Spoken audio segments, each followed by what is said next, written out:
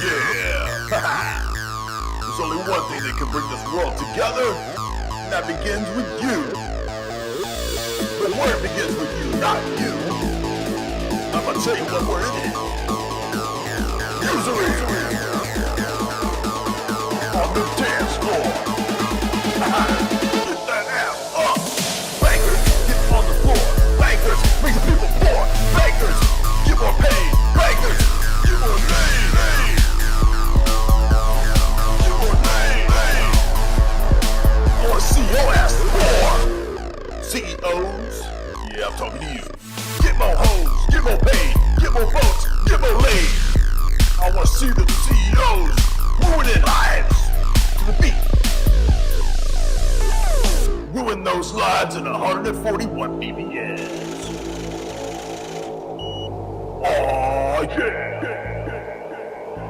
Sweet cream, sweet cream.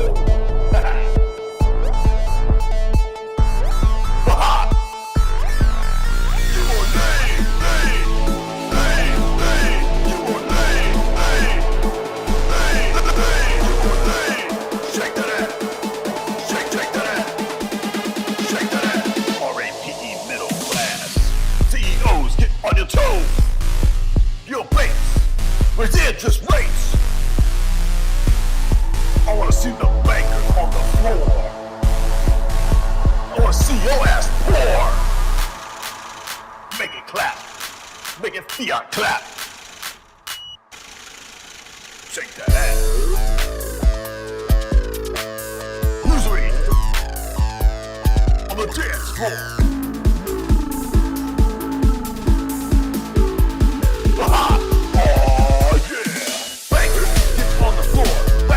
Make the people poor.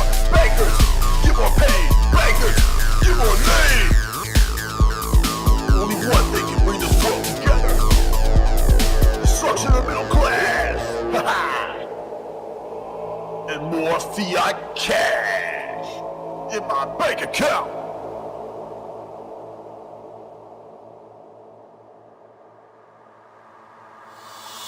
Bankers, get on the floor. Bankers, make the people poor. Bankers, get more paid. Bankers.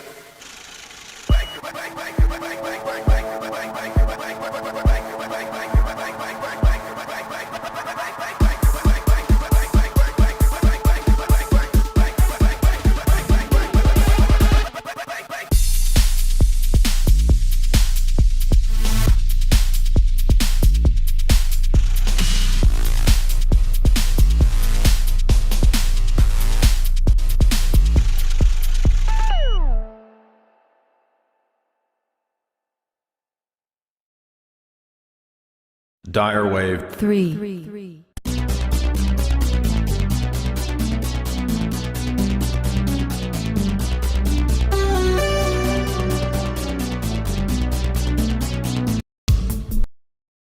Natalia.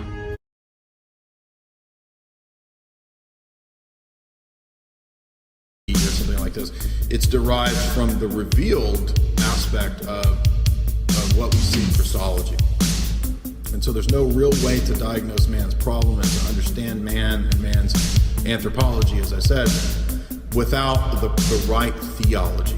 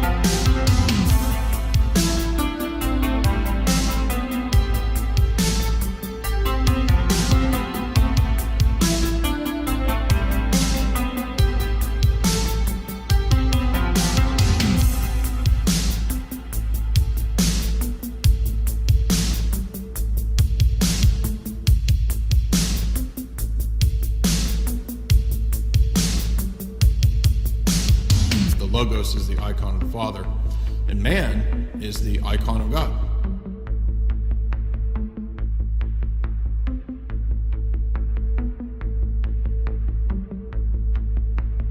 We are the image of God. Dyer wave 3.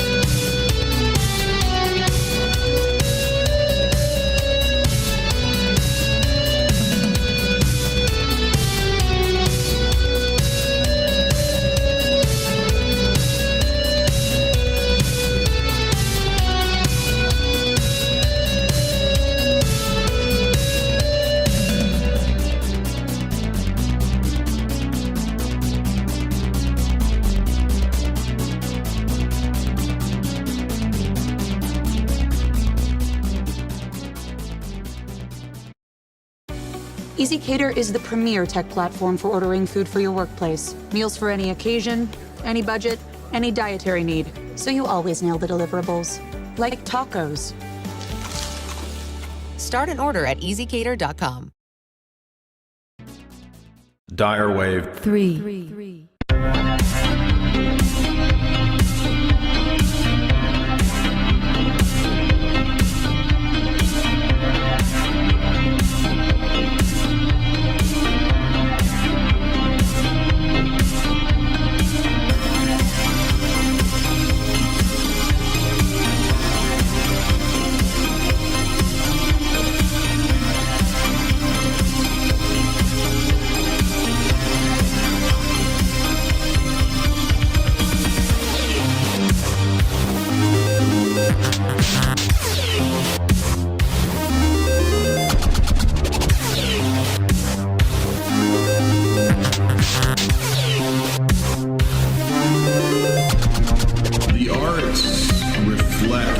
the soul, the spirit of a people. Architecture reflects the soul, the spirit of a people. And so therefore you can see the degeneracy, you can see the degradation and the loss of aesthetics, the loss of the idea of there being harmony, order, symmetry in aesthetics is connected with the loss of a coherent worldview and philosophy.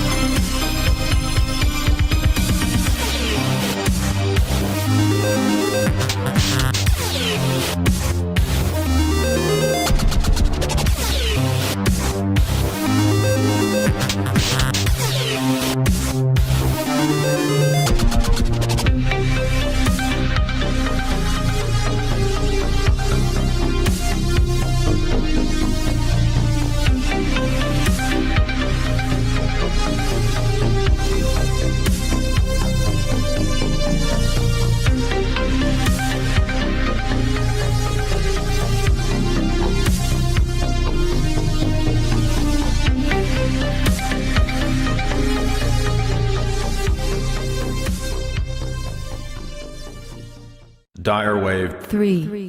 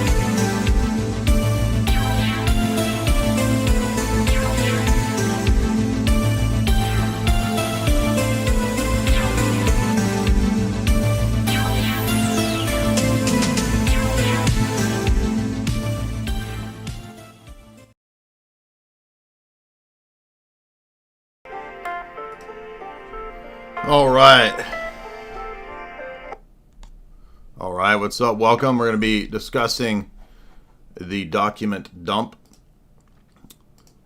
This happened yesterday towards the evening. I'm not super obsessive about the JFK stuff. I've read a handful of books on it over the years.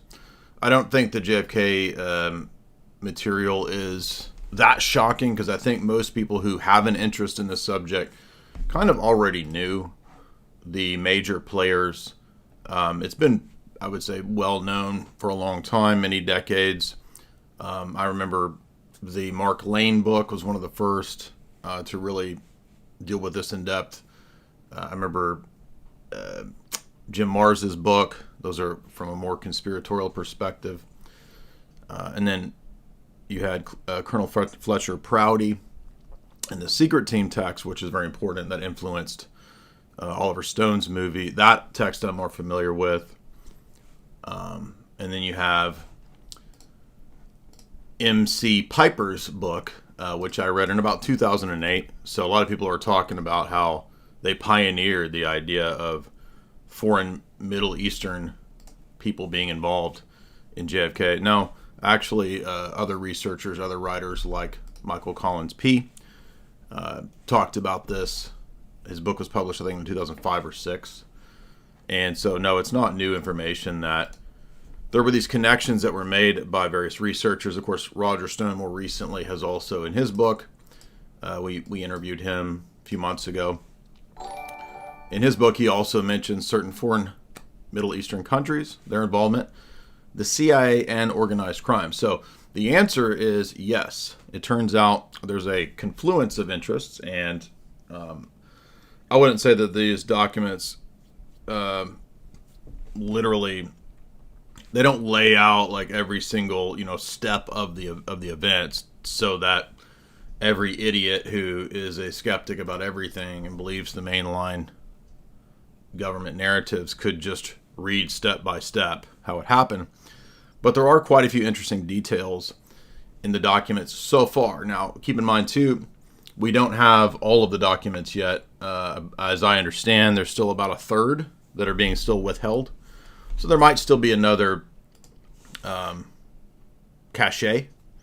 Also, we learned that certain search terms don't work very well.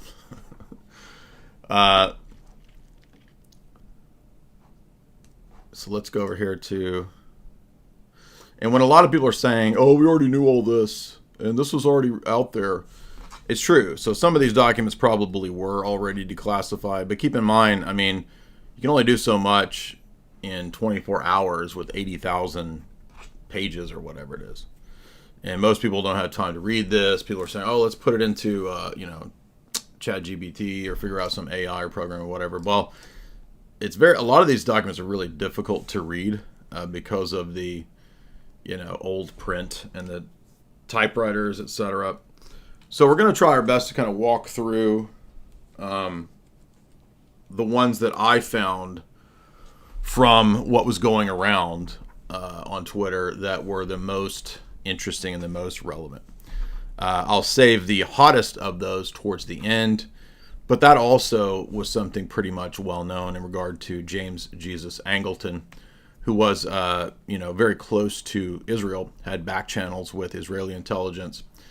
And those elements, those 4 or 5 pages so far, are pretty relevant. They're pretty important because they do establish a lot of what Piper and Roger Stone have talked about in their texts. But there's also other connections that are very fascinating that, as you know, vindicate a lot of what we've been looking into for the last several years. And this relates to, my own background being in the world of Catholicism. And so a lot of Roman Catholics got really mad today, but will not come on and discuss or debate it. I've asked one of the larger apparently set of Acontis profiles. They ran away. They blocked me. They won't come debate. But I still shared it. If any of them want to come and discuss this, they're welcome to bring their information. And my chief source on this is, of course, the famous Roman Catholic lawyer and traditional writer, David Wimhoff, who wrote this excellent, massive tome. It's about 800 pages. No, it's almost 1,000. So 1,000-page tome here. John Courtney Murray, Time Life Magazine, and the American Proposition. And Wimhoff's book is exceedingly well documented. I think he has about 800-ish footnotes. And he really just goes through even a lot of the material that you've heard me cover, setting the stage for the papacy in the 20th century and how we got to Vatican II. He goes through the Quigley texts, as you've heard me do for many years. So this is actually a really good kind of an addition to the Quigley texts. Now, in regard to Gladio, people were saying, oh, you've only read one book on Gladio. No, I've read multiple books on Gladio, but I don't even consider that I'm some Gladio expert. It's not like I just like, oh, everything is hinging on my views of Gladio. And I list a lot of these texts. First of all, the first time I heard of this was about 2014, maybe earlier, from F. William Wingdahl, F. William Ingdahl, Full Spectrum Dominance. Then there is, of course, Daniel Ganser's thesis. It looks like a PhD thesis, I think. NATO's Secret Armies by Dr. Ganser. There is Paul Williams' text, Operation Gladio. And we also covered the John Kaler text, which was about spies in the Vatican. He's a CIA writer writing about the history of the CIA and the Vatican. And I've covered many other texts. So I have a long time spent in this subject matter. Again, this one's 1,000 pages. And even that, I still don't even think, oh, that makes me an expert. I'm now subject matter expert in Gladio. I don't even think that, don't even claim that. I've got other books that are conspiracy texts that I've read too, like John Coleman's text that covered Gladio before it was known as Gladio, as I did with, I don't have this book at this house, but God's Banker. It also covered Gladio before it was known as Gladio. And so when people want to just talk smack on the internet and they won't come defend their positions, to me that's just a signal of attention seeking or just completely just total weakness.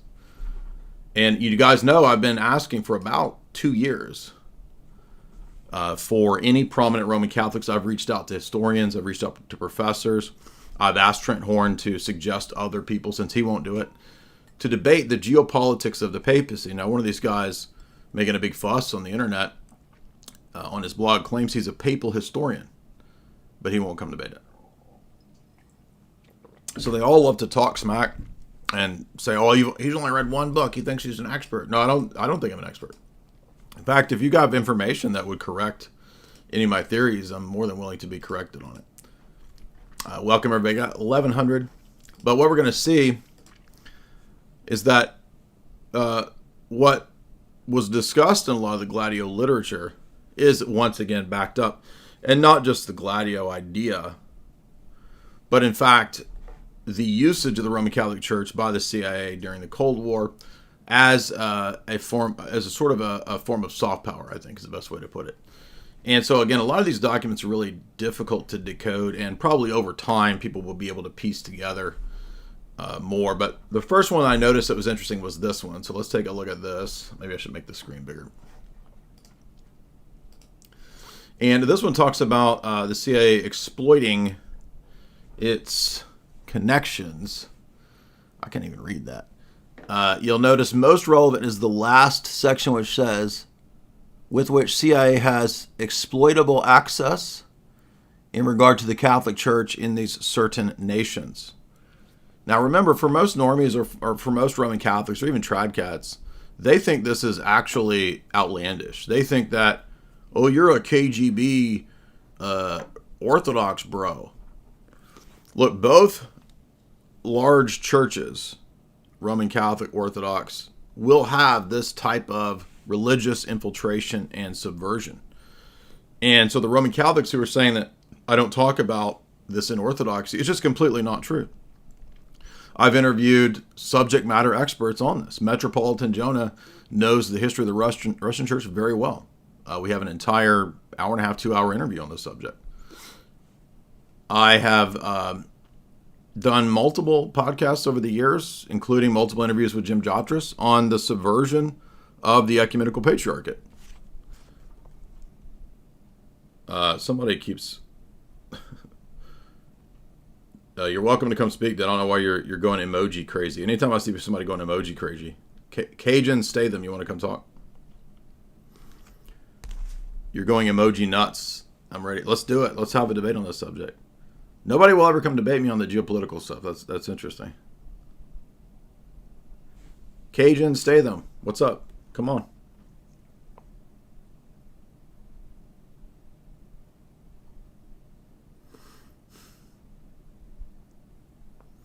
Look, I want people to come to debate, and we're going to have open discussion. We're going to talk about the role of the CIA, the papacy, foreign nations, which I just did an entire 3-hour lecture on the other night. You don't ever talk about Middle Eastern countries. Oh, really? I just did a 3-hour lecture on their intelligence services the other night. You don't ever talk about it. Come and discuss, man. Oh, he ran away. So they emoji me, and then they run away. Cajun, which that means he's got to be Catholic if he's Cajun. And then he runs away. So that's what you get with these people. None of these Roman Catholics, not one of them, in 2 years, can come defend the papacy's tie-ins at a geopolitical level with the intelligence agencies and the corruption of the Vatican Bank and the money laundering in things like Gladio. Even their historians don't want to come defend it. Now, every time I bring this up, they say, oh, why are you ignoring your own church's problems, the Orthodox Church with KGB? No. Do you understand? I've already done podcasts and discussions about the EP, even in the Cold War, Athenagoras and others, working with the OSS and the CIA when those documents were declassified. So it's people have no knowledge of these subjects, just want to whine and bitch, when we've covered the actual declassified cables where they're talking to Dulles and the OSS. What are you talking about? So it's like the Roman Catholic world is just full of idiots. It's just total idiots. And one of the ways that we hammered home the Gladio situation was, if you remember in the videos that we did a couple years ago, and the role of the CIA and the papacy, I didn't just read the critical assessment from Catholic author Wim Hof. I read a positive assessment from CIA writer John Kaler. And we did a whole lecture on that book. And then we compared it to the anti-CIA assessments of Ganser and Paul Williams. Paul Williams is also Catholic, or at least he was. I think he's left Catholicism now or doesn't believe it anymore. So it's just totally not true that, these people just have no idea what they're talking about. They're just whining and bitching. It's really annoying, too, because if they were to come and debate for about 5 minutes, they would get demolished. Cryptic enigma. We're going to go through these documents, but this guy's already wanting to debate. Let's do it.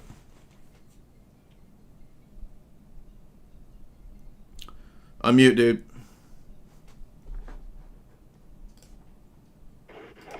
Hello. Can you hear me? Yep. Yeah. I like your stuff, man. You have a really interesting take about that, like what you're going on with the Roman Catholic and the CIA and ties and all that. So I am Roman Catholic, but I'm just trying to find out if you could go into your position a little bit more. I'm not disagreeing with you that there's corruption, and I mean there's corruption in any institution. And are you saying that any corruption or the amount of corruption eventually discredits an institution, like especially the papacy? No. Yeah, maybe you could go into that a little bit. Right, so no, the argument is not that corruption is the problem. The argument is that in the Roman Catholic system, the papacy is the foundation of the church. But now wait a minute.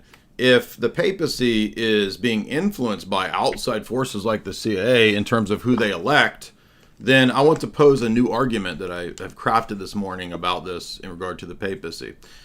Because you'll get different answers from Roman Catholics about the question of, is the decision of the Pope by the cardinals of the Holy Spirit, is it an infallible magisterial decision?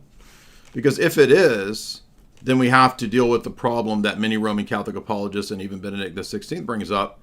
Well, then why did the Holy Spirit in so many papal elections choose already known corruptible or corrupted evil men?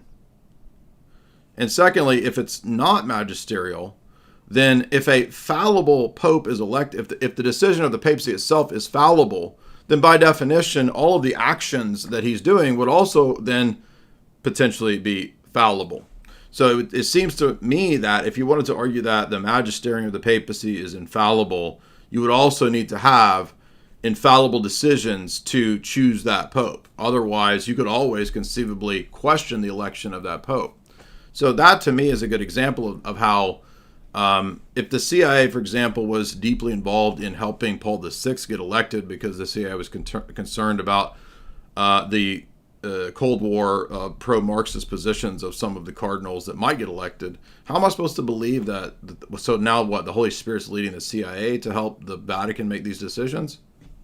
It's just, it doesn't make sense. So no, the argument is not applicable to the Orthodox Church because we don't have a position like Vatican I that says that the papacy is the infallible rock of the church. Okay, I kind of do get where you're going, but it also seems like there's two different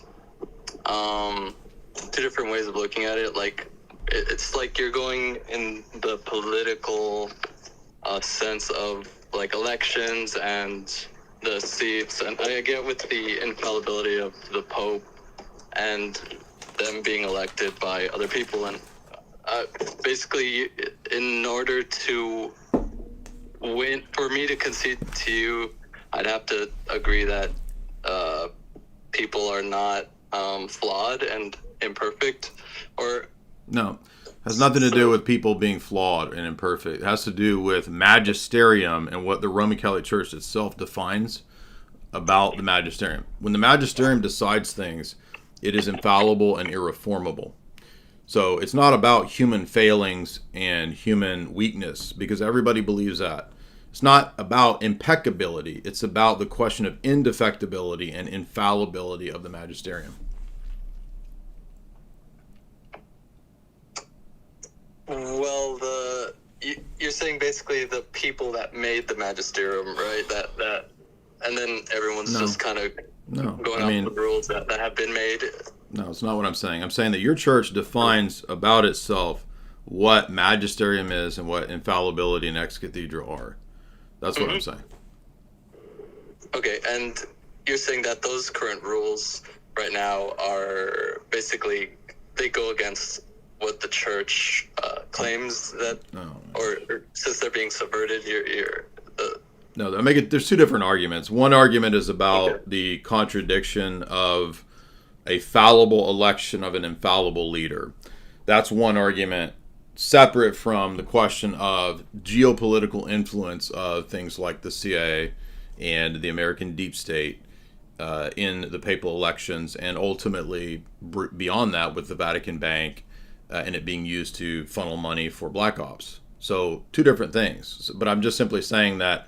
Let me give you another example. Wim Hof argues that a lot of the ecumenism in Vatican II, like in Nostra Aetate, that's the result of elements of Western intelligence agencies, people like John Courtney Murray, who's worked with the CIA on record, to get a liberalized document passed at Vatican II.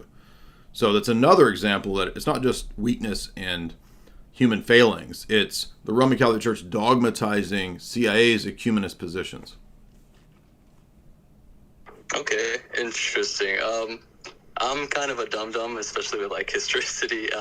You have to excuse me, but it's interesting. I have to hop off. I'll be listening in the background, but yeah, thanks for answering my questions, going into it a little bit. Sure. Again, the book that you would want to read is David Wim Hof's magisterial text, John Courtney Murray, Time Life Magazine, and The American Proposition. The American Proposition is called the Doctrinal Warfare Program. It was declassified in 2013. I just did a little short video the other day covering it that got quite a bit of views. But if you go to my channel, you'll see that I cover it in, hour and a half and then 3 hours, 4.5. These are both part 2. So there's about 8 hours on this book that I've lectured on this book, if you want to go deep into his book. Now, David Wim Hof is a traditional Roman Catholic lawyer. He's not an Orthodox conspiracy bro. He's not a libtard. He's a tradcat. So you guys he goes on Tradcat podcasts. He's been on with Flanders and Marshall or whatever.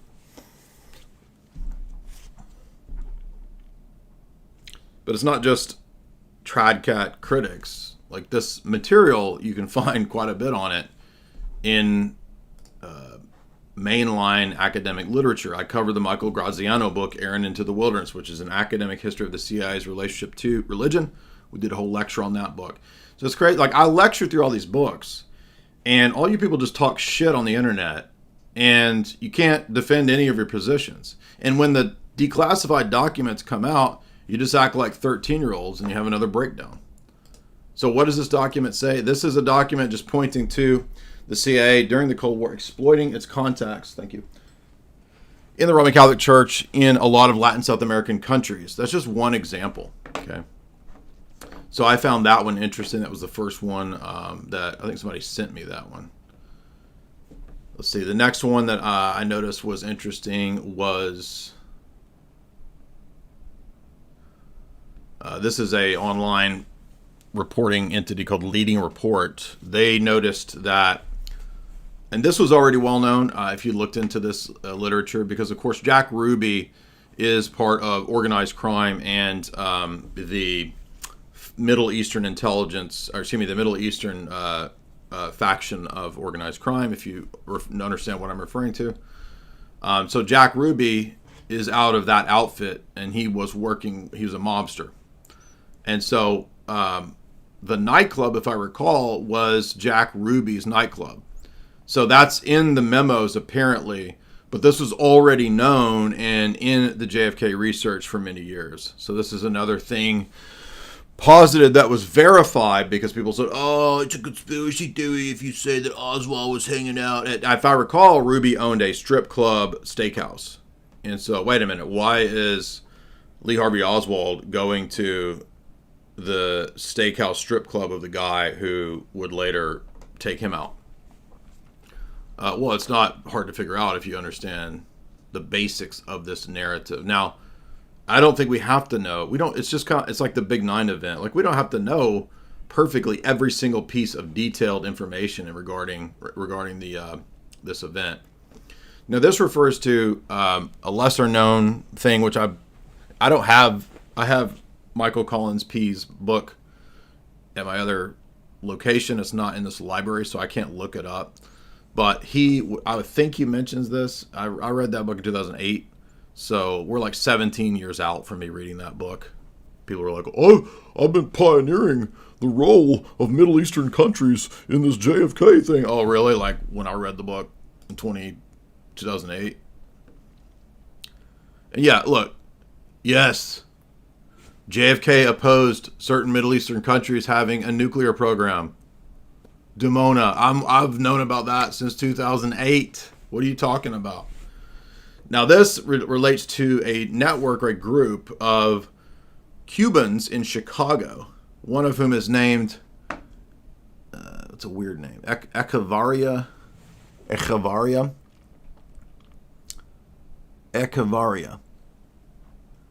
And this was a investigation memo. This is weird too, because this might have already been declassified. I don't know. It says declassified 76 or 8. But it says, Special Agents Tucker and Noonan, investigation of the claims of Echevarria. And Echevarria says that he was attempting to negotiate the sale of weapons to a group, and that he made a comment, allegedly, the day before, associating JFK and the taking out of JFK with a group of backers from, say, the Middle East that would take care of Kennedy. Now, this doesn't mean, this is a person that in the investigations says this, okay? So it's not like diehard proof, it's just one of several of these where people are saying throughout the years of this investigation by the different agencies. And by the way, the FBI, I think, has their own files on this, so one correction that should be made, because this is going around and I looked into this one. People are saying the 1956 Hungarian riots were orchestrated with the support of the CIA. Now, it turns out that this is not talking about that. If you look, it actually says the HFFF, but that's a group that's an NGO created after this event in 1963. However, it's not outside the realm of possibility. It's very likely that the CIA did aid the anti-Soviets and sought a regime change coup in 1956 during the Cold War. So that certainly makes sense. You can find London Telegraph articles that talk about British intelligence training these people. So it's not, I mean, most likely the CIA did as well. But this is really a minor point. This one is the one I think most people expected to see, and is probably one of the more damning, which is that the CIA does not have objection to the declassification of these documents except for the mentioning of the bracketed, which is, quote, I Intelligence Service of the Middle East.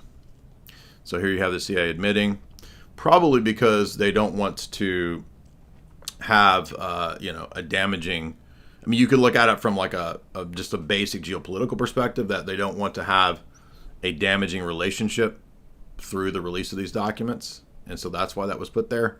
Or you could say it's more conspiratorial, that they're told you got to do this. There are, by the way, quite a few people in the history of the CIA and in the CIA who have been pretty vocal about not being pro-Israel. You can go back even to the Bush era, when Bush shifted away from Israeli intelligence and was interested in the Safari Club being an outfit which was Saudi connected and all that. There's a whole story behind that which is unique and interesting that not many people know about. And that doesn't mean that Bush Sr. didn't still have connections or uses for Israeli networks or whatever. But it is relevant because there have been tons of CIA individuals who do not particularly care for Israeli intelligence or the Israelis, or are critical of it. And so it's not a unified thing where everybody in the CIA just does what they're told. You can look up Michael Scheuer, who was the head of the bin Laden unit. I've shared that clip 20 times. And Scheuer, in many interviews, says that the main problem in American geopolitics and foreign policy is Israel. And he's made that criticism for like 2 decades. And he was the head of the bin Laden unit for the CIA. So it's not like everyone in the CIA had this attitude. In fact, Dulles and others back in the classic era of the CIA were seemingly a little more on the side of Tiny Mustache Man. And, they were involved in Operation Paperclip, this kind of stuff. So there was not a unified mindset even in the CIA. Maybe over time, as the Cold War progressed, then you get people like James Jesus Angleton, who was, very much pro-Israel, very much pro-Zionist. In fact, there's a garden dedicated to him in Israel. And he had a back channel with intelligence, as well as some of the documents will show. Now, in regard to JFK, this one was one of the more interesting documents. I don't know if this document had already been declassified. It looks like one of the new ones because there's a lot of claims flying around. So, anything I say that's incorrect, I welcome being corrected. We just had to mention a correction on last night's stream in regard to that fake Bob Baer interview from many years ago. So, but this one is interesting because it notes this character by the name of Underhill, who had been an intelligence agent in World War II. He was recognized as an authority on limited warfare and small arms. He was a researcher and a writer on military affairs. He was on a first-name basis with a lot of the top brass in the Pentagon. He was also on intimate terms with a number of high-ranking CIA officials. He was the agency's unpeople, so sort of a ghost operative. He performed special assignments, and at one time had been a friend of Samuel Cummings of Ramco, the arms broker that numbers amongst its customers the CIA, and Klein's Sporting Goods of Chicago, where the mail order Carcano allegedly was purchased by Oswald. Now remember, Chicago is where this group of supposedly Cubans who are hired to do this event with JFK, that from the previous memo, the Echevarrio guy, that was also out of Chicago. And the reason that's relevant is because the leader of the mafia in Chicago was Sam Giancana Momo, who is tied into CIA and Operation Underworld and other. I mean, Operation Underworld is older, but the CIA continued the underworld alliances with organized crime. I've interviewed Sammy the Bull Gravano, the most famous living. I mean, I've been on his podcast like 10 times. I mean, he pretty much confirms all that as well in our discussions. And so you've got the reason also that the mafia is a key player in this is that the mafia were mad at the Kennedy brothers for many things. They were cracking down on the drugs. The mafia had helped RFK get elected. And so that was in Chicago, if I recall. So they helped the vote rigging there by, and this is well known, everybody knows this, not even that really that controversial anymore. And then RFK Jr., when he started cracking down on organized crime, he, instead of arresting Carlos Marcello, who was the New Orleans-based gangster that was running the mob out of New Orleans, he banished him to Guam or somewhere. Like they like put him in a plane, they flew him to Guam and just dropped him off. Well, he made his way back through a shrimp boat, apparently. And when he got back, he was like, okay, we're going to take care of these Kennedy boys.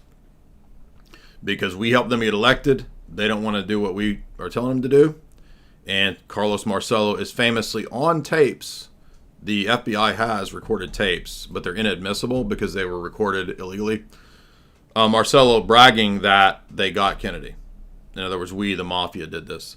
Not just the mafia, you see. So people are overly simplistic. They think, oh, was it the mafia or was it the CIA? Well, the CIA has worked with the mafia since the OSS and Operation Underworld, which we've lectured on. That also does tie into Gladio. So this document mentions this CIA or this deep state operative guy who had been talking about this. The day after the assassination, Gary Underhill left Washington in a hurry. Late in the evening, he showed up at the home of friends in New Jersey. He was very agitated. A small clique within the CIA was responsible for the assassination, he confided. Guess what? That's exactly what backs up most of the theories in regard to this, whether it's Michael Collins' P, whether it's Roger Stone's book. And other books, by the way, have focused on one of the groups, the mafia, CIA, other countries. Those are not wrong. They're just looking at certain angles of the players that were involved in this. So remember, the mobsters are used because they're convenient ways to organize a hit. I'm not saying necessarily that the mobsters themselves directly did the hit, because as we mentioned when we interviewed Sammy the Bull, Sammy pointed out that the way we would do this is if it was something like a high profile thing, we wouldn't directly do it. We would find another kind of person wound up to either be the patsy or to be the one that would do it and take the heat, etc. So this is a pretty interesting document because it does back up basically the kind of secret team analysis that you get in Fletcher Prouty, right? So Fletcher Prouty in his book Secret Team says, I was in this, we're part of a breakaway clique, basically the CIA, that runs around the world, and we do assassination, sabotage, coups, fake news, regime change, you name it. It's what we do. And you could take issue with some of his claims, maybe, but I mean, the book is pretty well known. It's pretty famous. And why would any of this be surprising, by the way? It's like, after all the things that we've learned in the last 5 years, like all this, none of this should be surprising. So this one I think was really interesting. This memorandum about this guy who was part of the Pentagon and was a sort of a ghost operative, probably some kind of he sounds like Fletcher Prouty, secret team kind of guy. And he says, yeah, this was organized crime and the CIA, a faction of the CIA doing this. Now here's a little more of this. It says, the friends whom Underhill visited say he was a sober person, but he was badly shook. They say he attributed the Kennedy murder to a CIA clique that was carrying on a lucrative racket in gun running, narcotics, and other contraband. He was manipulating and they were manipulating political intrigue and figures to serve their own ends. Kennedy supposedly got wind that something was going on and was killed before he could blow the whistle. Although the friends had already known Underhill to be perfectly rational and objective, they at first didn't take him as seriously. We couldn't believe that the CIA could contain a corrupt element every bit as ruthless and more efficient than the mafia. Really? So that one is, I think, pretty good. This one is a little less clear. RT found this or mentions this. It just says, it says secret bases, and it's a list of like, but we don't know exactly what that means. Is this like CIA stations? Is this torture facilities? Is this a black site? Is this a safe house? But probably not relevant anymore since it's going back to like the Cold War. Here's another one that says the CIA was wanting to keep the Warren Commission out of the public domain, and they had every reason to do that. Now, why would the CIA have every reason to not want people to know what the Warren Commission was finding? That, to me, speaks to a cover-up. Here's one that is another Catholic NGO organization. And to the Catholics who've been mad and fussing and bitching at me, this is in a string of documents that I've been covering. This is not a sole isolated document, because when I posted this, somebody said, oh, they had one operative in a NGO, so what? No, this is one operative in an NGO amongst many operatives throughout the Roman Catholic Church. But this was an outfit called Catholic Association for International Peace. And the document notes in section 3 that the above items were received by Oliver Corbiston, who has joined CAIP for cover purposes. And so he's a CIA operative who joined this outfit as a cover. That's just one example among many. This one is several documents that another profile found. And this is Operation Mongoose. And the only reason I re-shared this one is because in the stream that we did, 2 nights ago on certain Middle Eastern countries and their intelligence, I did a 3-hour talk.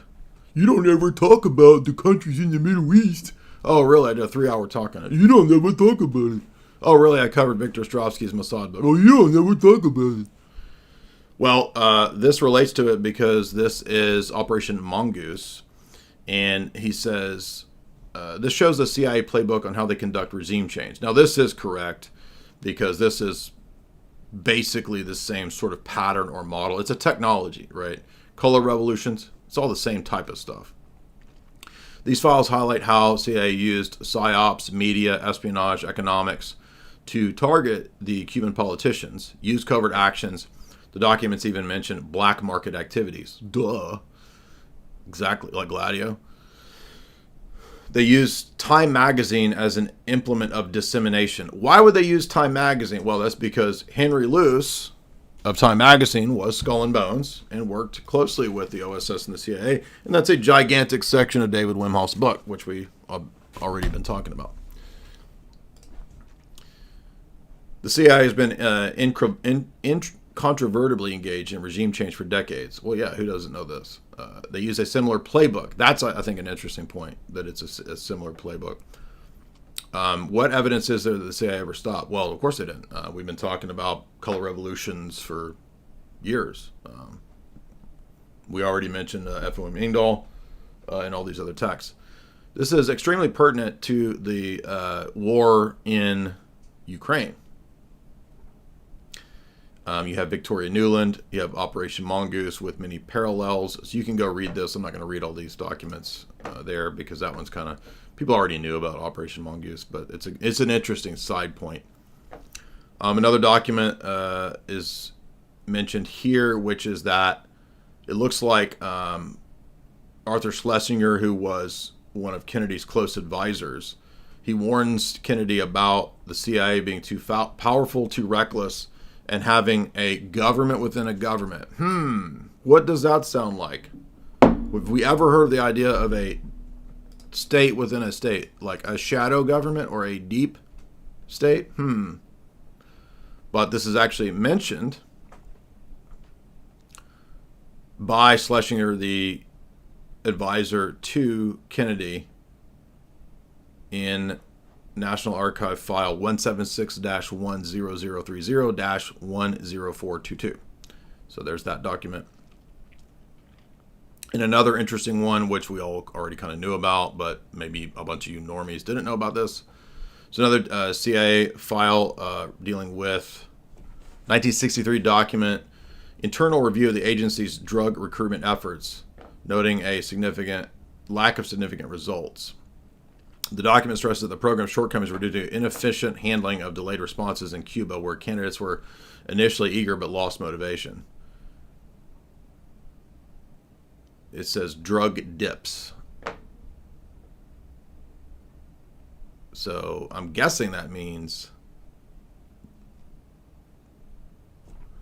drug recruiting. I mean, I don't follow Mario Nafal, so I don't know what he's talking about, but it sounds like recruiting people involved in organized crime. Again, not a shocker if you know about Operation Underworld.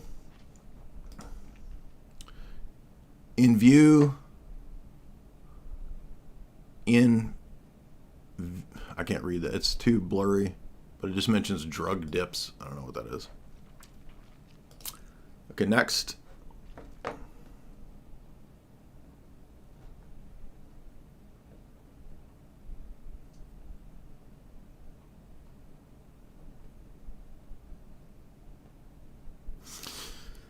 This one is the most probably interesting of these. I don't think I've seen anybody say these were previously released, but this is, of course, one of the key connections that was written about and theorized about by the hardcore JFK conspiracy nerds. And this was the connections and the back channels that James Jesus Angleton had with certain foreign countries.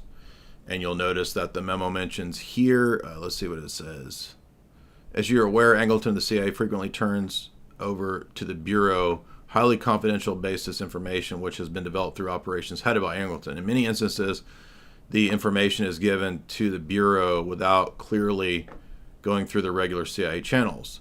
In almost all instances, it is given to us with a clear understanding that if included in a report or other communication prepared for dissemination outside the Bureau, I'm guessing this is an FBI document that the CIA has. It says, it can be traced back either to Angleton or the CIA. In such instances where the information relates to Middle Eastern country, it has been the practice of Middle Eastern country. And then next document says, in 1954, a procedure was approved whereby we could attribute certain information received from James Jesus Angleton, CIA, under the symbol of Bureau Informant 100. This information, for the most part, emanated from a liaison agreement which the CIA maintained with Middle Eastern intelligence and from other sources under the control of Angleton. Much of the information was developed by him and was not disseminated within the CIA. He felt that the data should be passed to the Bureau. Dulles gave him the authorization to handle dissemination in this way. We continue to receive information on this of this nature of value on a regular basis. So there's a back channel. And then it goes on to say, as you know, the continued individual, captioned individual, is providing the Bureau with considerable information, much of it of a very sensitive nature. It has been noted that in transmitting communications to Angleton, some memoranda have been sent to the director of the CIA, Angleton, in care of E.F. Hall. Other memoranda dealing with Middle Eastern intelligence matters have been directed to Angleton.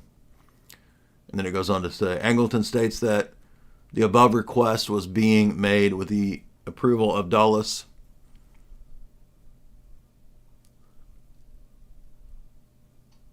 Director of CIA. He further indicates that he desired the above method designation in connecting with correspondence dealing with Middle Eastern intelligence with regard to the Bureau reports So again, just another statement of back channel. And then this one says,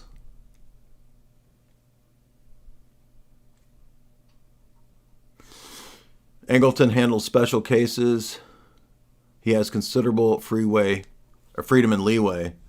He is directing the operations of his unit. In general, he is responsible to the CIA. Numerous foreign sources and channels for developing info. The primary source is Israeli intelligence. Primary source. So Angleton is essentially back channel attached at the hip to Middle Eastern countries. Interesting. Which I think everyone already sort of knew, but here we have full-on documentation, which it looks like these are FBI files, which is interesting too. I have people digging and finding other more interesting things. This has only been 24 hours, maybe even less than 24 hours. According to Lord Voldemort, there's another 1/3 of the documents that have not yet been declassified. So we might actually see, more stuff dropping that's even more wild or interesting.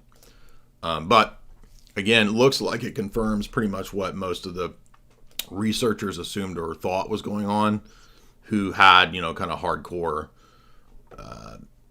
integrative takes that integrated mafia, CIA, and other foreign countries.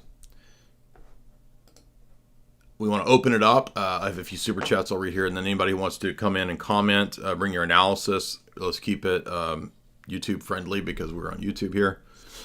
We got some super chats from Chester Cheese. He says, no, we did that one yesterday. Excuse me. Orthodox Boomer Grandmother, $20. I just ordered Esther Hollywood 1 and 2. Thank you. I appreciate that. Can I send you an icon gift from Union of All Icons? This is good almsgiving. I don't know, maybe send me an email because, we have a P.O. box, but I don't. Snagglebeast, $5. Thank you for your work. I credit your streams with intellectually destroying my Protestant theology. Starting Holy Week, I'll be full-time at a new church. Sounds great, dude. God bless. Appreciate that. Now, you can send super chats on either natively on YouTube or on Streamlabs. Streamlabs link is pinned. I want to remind you, too, that we have a show sponsor, and that show sponsor is Chalk.com, CHOQ.com, the best in supplementation on the internet. Use the promo code J40 to get 40% off, JAY40 to get 40% off all those great products right there. You don't pay that much for that male performance stack. In fact, you see that 122, you can actually knock 44% off of that if you use the promo code JAY44LIFE, JAY44LIFE, to get 44% off all those great Chalk products right there. Slowboy Whiteboard sends $2 and says, wave, wave, wave, wave, wave.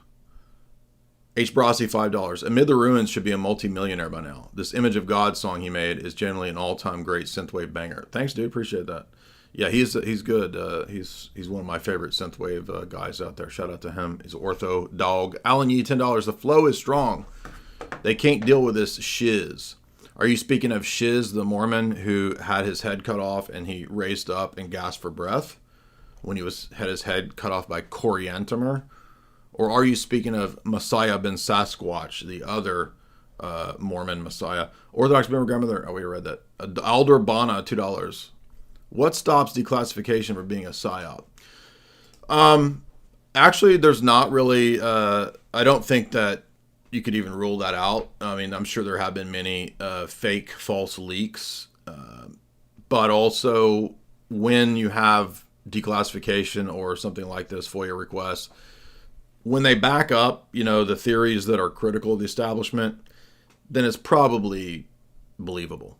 But no, there's nothing that, you could conceivably have a fake leak or what's called a limited hangout. And usually a limited hangout is not totally fake information. For it to be effective, it has some true information and then it'll mix in a bunch of disinfo. But I mean, the idea of a Middle Eastern country being connected to this, that was so controversial for so long. I don't find, there's nothing, by the way, in the documents that disproves any of the major conspiracy elements. Rather, there is information that appears to be new, as far as I'm aware, but I'm not a JFK expert. This has not been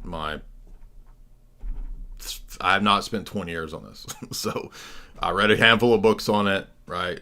Jim Mars, Mark Lane, Michael Collins Piper, some other less credible conspiracy texts on it.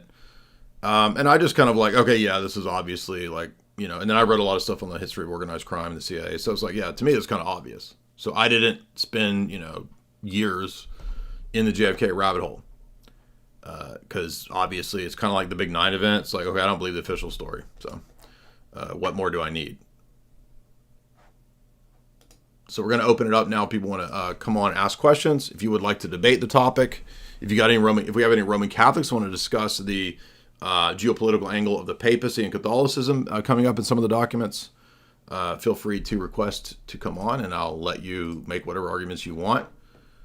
Vezi Vlad. Jay, what do you think the reasons are behind the documents being released? It seems to implicate America's greatest allies, and yet our airstrikes have returned.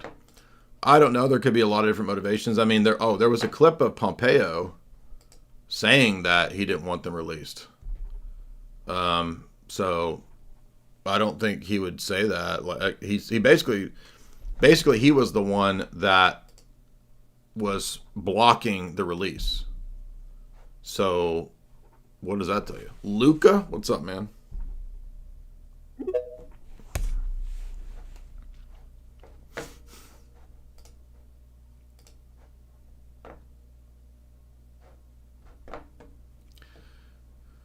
My name is Luca. Isn't that, what's her name? I forget that one's name. You gotta unmute, man.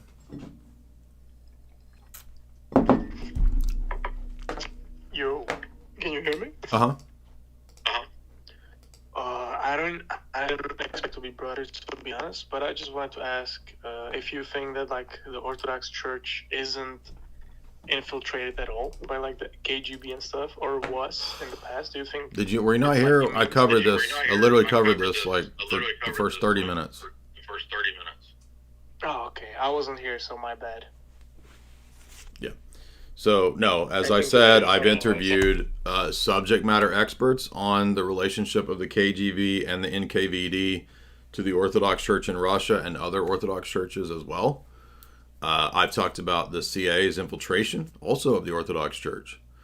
There are Orthodox writers who write on this subject. You can go to Orthodox England and read essays that have been there for 15 years on the internet discussing the position of ROCOR between the KGB and the CIA and the difficulties that ensued from that. You can look at the history of ROCOR itself being invited in many cases to the West because you had a lot of white Russians fleeing Bolshevik and Soviet persecution.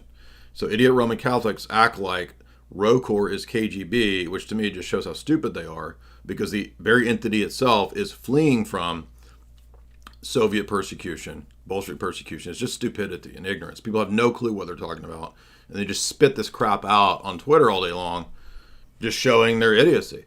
So it's way more complex than that. And in fact, even in the structure of the KGB in Russia, they had tiers of compromisability. Did you know that? It wasn't a total KGB church. There were tiers that the KGB had about, okay, this bishop is totally compromised. This bishop is flexible. This bishop is not compromisable. Okay, so this idea that it's all black or white is just totally stupid. And I interviewed Metropolitan Jonah on that, who is a subject matter expert on the history of the Russian Church. And I interviewed Jim Jotras on that, talking about the subversion of the ecumenical patriarchate. So, like this idiot claim, you only talk about the CIA and the Catholic Church. No, I don't. I talk about the CIA and the AP all the time too. Hang your head. Hey, just a quick question. I haven't got to read any of this stuff yet. Obviously interested. For this particular nation that's involved, that we've found, that's come out, that's making all the press you just talked about, have you got to read it, and do you know, does it mention in what way specifically they're involved? And then, because I'm kind of new to this stuff, and I was curious if. I mean, I'm not being rude. Like, were you not here for the last hour where we talked about it? So we went through every angle of James Jesus Angleton there. That's in the documents. We went through the Ecavaccio or Evocaccio, whatever his name is, the Cuban guy and his claim. And so again, it's just sort of backs up what Michael Collins Piper and Roger Stone had theorized of a confluence of elements. So the CIA was not happy with certain things that Kennedy had said about breaking into a million pieces. Certain Middle Eastern countries were not happy about Dimona, nuclear program, etc. And again, Piper wrote his book in 2005. I read it in 2008. So the people on the internet saying that I'm the first person to talk about this on the internet. No, you're not. What are you talking about? It's been in his books. That's a giant book too. It's like 700 pages from 2005-ish. And he's from the Spotlight, which was one of the first entities to expose Bilderberg Group. Okay, Jim Tucker. Jim Tucker used to go to Bilderberg for years. He's in the old documentaries with Lord Voldemort at Bilderberg. I used to read the Spotlight, so I know about this. I read the book 17 freaking years ago. Artie Lucas, what's up? Hey Jay, good to see you. I know you have studied espionage for a long time, and my question is about double agents. Seeing the current developments in Ukraine, would you agree that there's a lot of Russian infiltration into MAGA, Make America Great Again camp, and seeing this weird foreign policy of Trump's administration, I can only see Israel's and Russia's foreign influence. And it's interesting how it's a complete 180-degree shift from Biden's administration policy. And it's interesting to me how deep state, if it exists, how did it allow this crazy deep state, if it exists? You understand the New York Times wrote an article about how glad they are that the deep state does exist? What do you mean, if it exists? Well, if it exists, then why do they allow all these crazy things happening? The deconstruction of the administrative Wait a minute. state, If it exists, didn't you just say that Israel supported what you're talking about? That's what I mean exactly. If there's deep state, let's say administrative state of the United States, do they work with Israelis and Russians in a way that, as you said, it's not black and white, it's double agents, it's foreign influence? And the question that I'm getting at is this 180-degree shift that's obvious to everyone in foreign policy. How could deep state allow this craziness to happen? Like, was that planned before Trump? Is Trump even a player? What's happening there? I don't believe that. I mean, yes, there are double agents, but I don't think that this is some massive 66-dimensional chess game where everybody's a bunch of double agents and no, actually, Russia's running everything and Trump is working for Russia. For one, the Steele dossier, the P-Gate memo, all of that was fictional material from British intelligence, just made up. So if there is proof of this, where is it? Where's the proof that Donald Trump is in bed with the Russians? I mean, we've heard this from the establishment for the last 10 years almost, and there's zero proof of that. Now, Trump is very pro-Middle Eastern country, but that to me seems to be the main vector of criticism. I don't see this Russian stuff, that Russia's running all this. And another reason why there's a flip on this is that the Ukraine war is terribly unpopular. Nobody in America wants that. And by the way, are you saying that the Biden family and its regime was not engaging in a giant money laundering operation with Hunter and Burisma and all that? So that's all fake too? Like, the narrative of the establishment is so preposterous that we know it's not true. And to say, if there's a deep state, well, there can be a deep state, as the documents admit, and they're not all powerful. Like, just because there's a deep state, oh, they run everything, they're behind every event, everything that happens is a deep state. Me.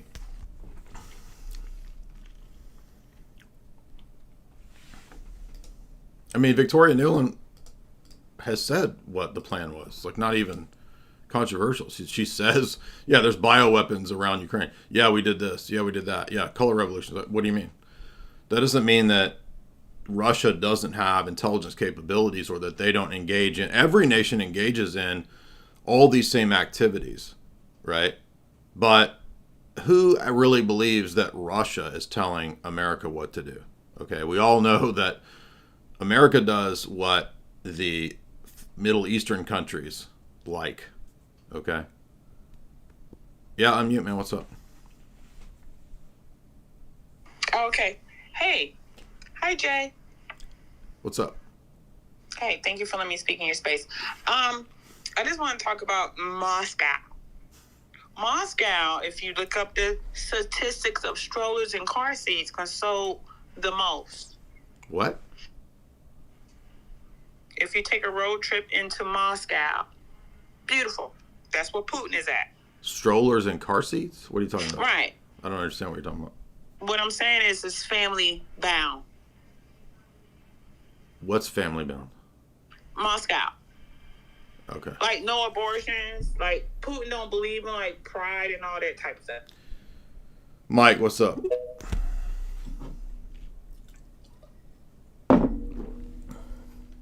Unmute, Mike. Hey, Jay, can you hear me? Yep.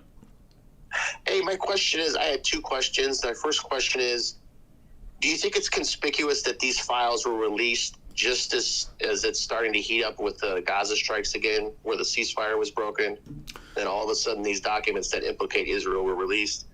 And my second question is, I know James Forrestal, that people aren't aware, I'm sure you're aware, was forced into a mental hospital in the late 1940s or early 1950s. He was against Israel for various different reasons.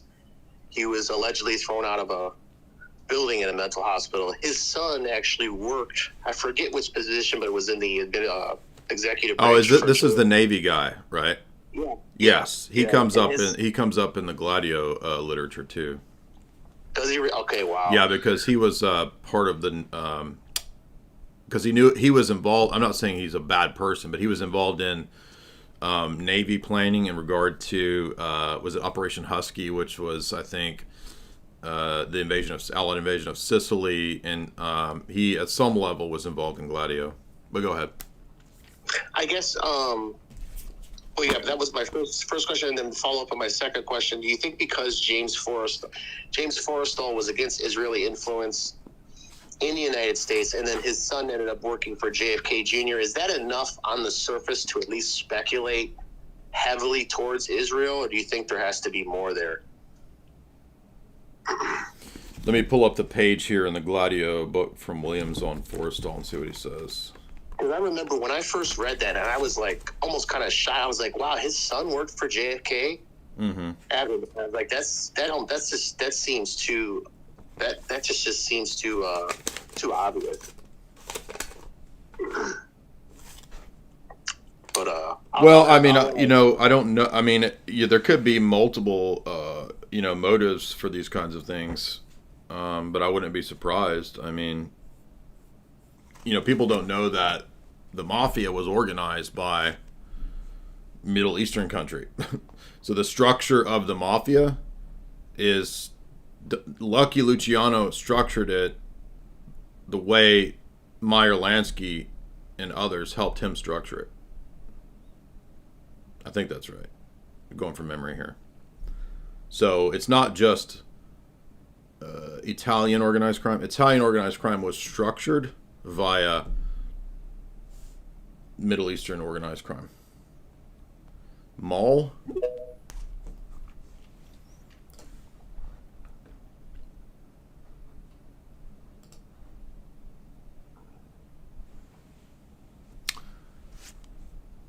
Mall, do you want to talk?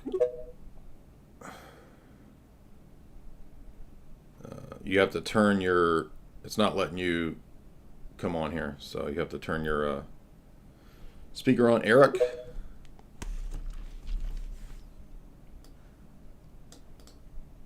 Now, on top of this, it's interesting that my first thought was it's interesting that CIA headquarters is right now, or was a few minutes ago, under a shutdown due to a open pop.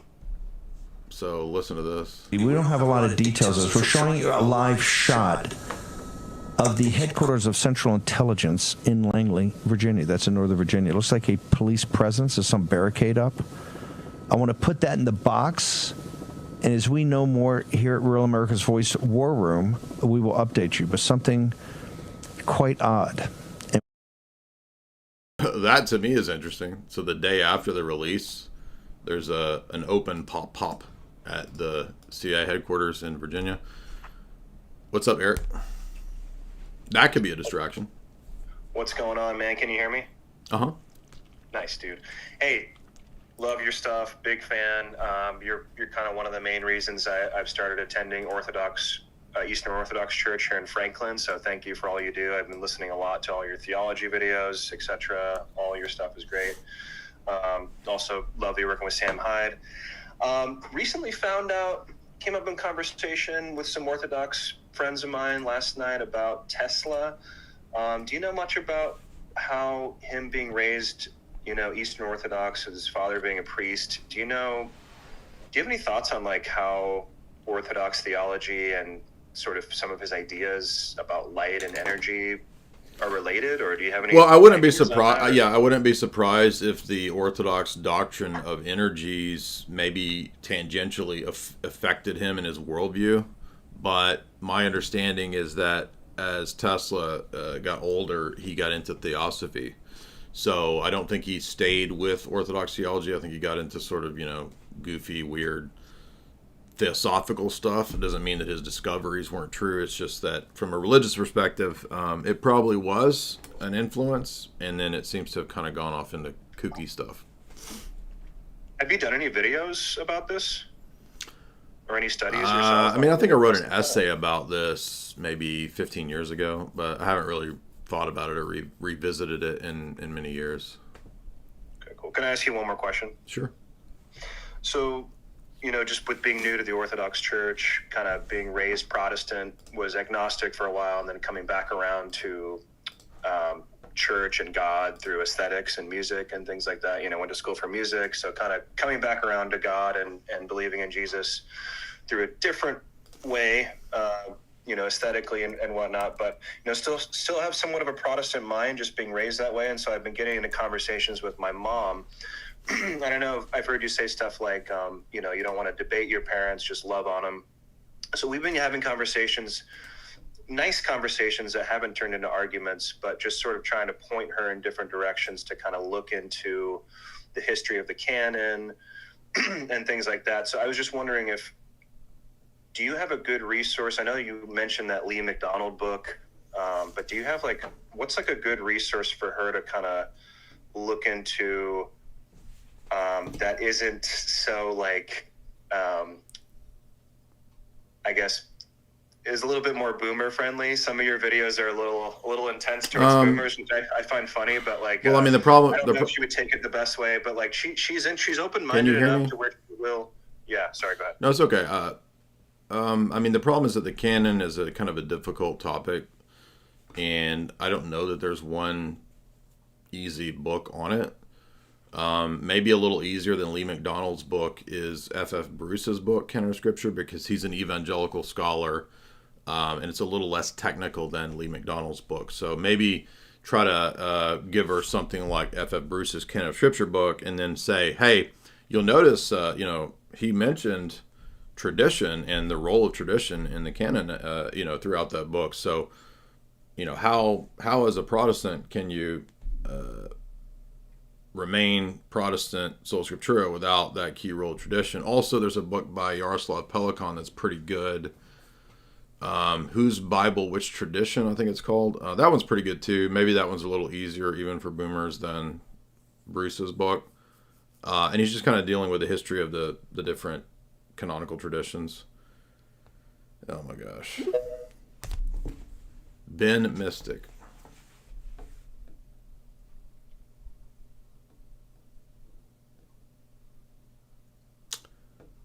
there was a video where Pompeo was talking about why he blocked the release, or it was related to, here it is, Liz Churchill put this What's up. the cadet motto at West Point? You will not lie, cheat, or steal, or tolerate those who do. I was the CIA director. We lied, we cheated, we stole. It's like we had entire training courses. They're all cheering it, like, yeah, man, America, we're the best at fucking lying, cheating, and stealing, dog. Maul, what's up, man? You gonna try again?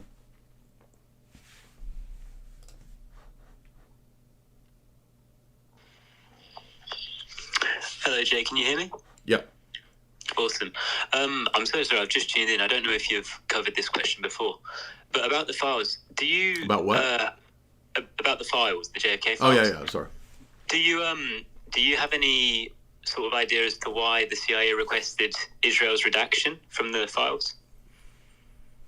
Well, we said earlier that most likely they might consider that damaging the special relationship between the two countries at a basic level, and then at a more conspiratorial level, it might lead to, you know, retaliation and some sort of, you know, maybe compromising information comes out on somebody leaking the, opening up the files, right? Yeah. And why? So why, with that request, do you think they released it? I don't know. Totally up in the air. Well, I don't know if it's totally up in the air, but it's like, I think, people think of Trump as completely devoted to the Middle Eastern countries' cause. And he does often seem to be, but every now and then he'll also seem to not be as devoted, which I don't know the explanation for that. For example, sharing the Jeffrey Sachs stuff, critical of these actions, why this is let loose now. I mean, they could have let it loose and just like deleted all these documents too. So that's like, I don't understand. Like, people think that, you know, just because it's released, like, it couldn't be tampered with. I mean, they could have not had any of these documents in there at all, which I don't know. I don't know what the motivations are, but I mean, a lot of things have been happening. You know, let's take the Daily Wire as an example, right? So Ben Shapiro doubles down, doesn't allow any criticism of the Middle Eastern countries' actions and positions the last couple of years. Daily Wire doubles down on that, doesn't really allow that there. That kind of begins the descent of Daily Wire into irrelevance. Daily Wire tries to recoup by bringing on all these clowns and degenerates like Destiny and Nala and all these weirdos. And so that seems to be just sort of spiraling away. And it's like they're not reading the room, is what I'm saying.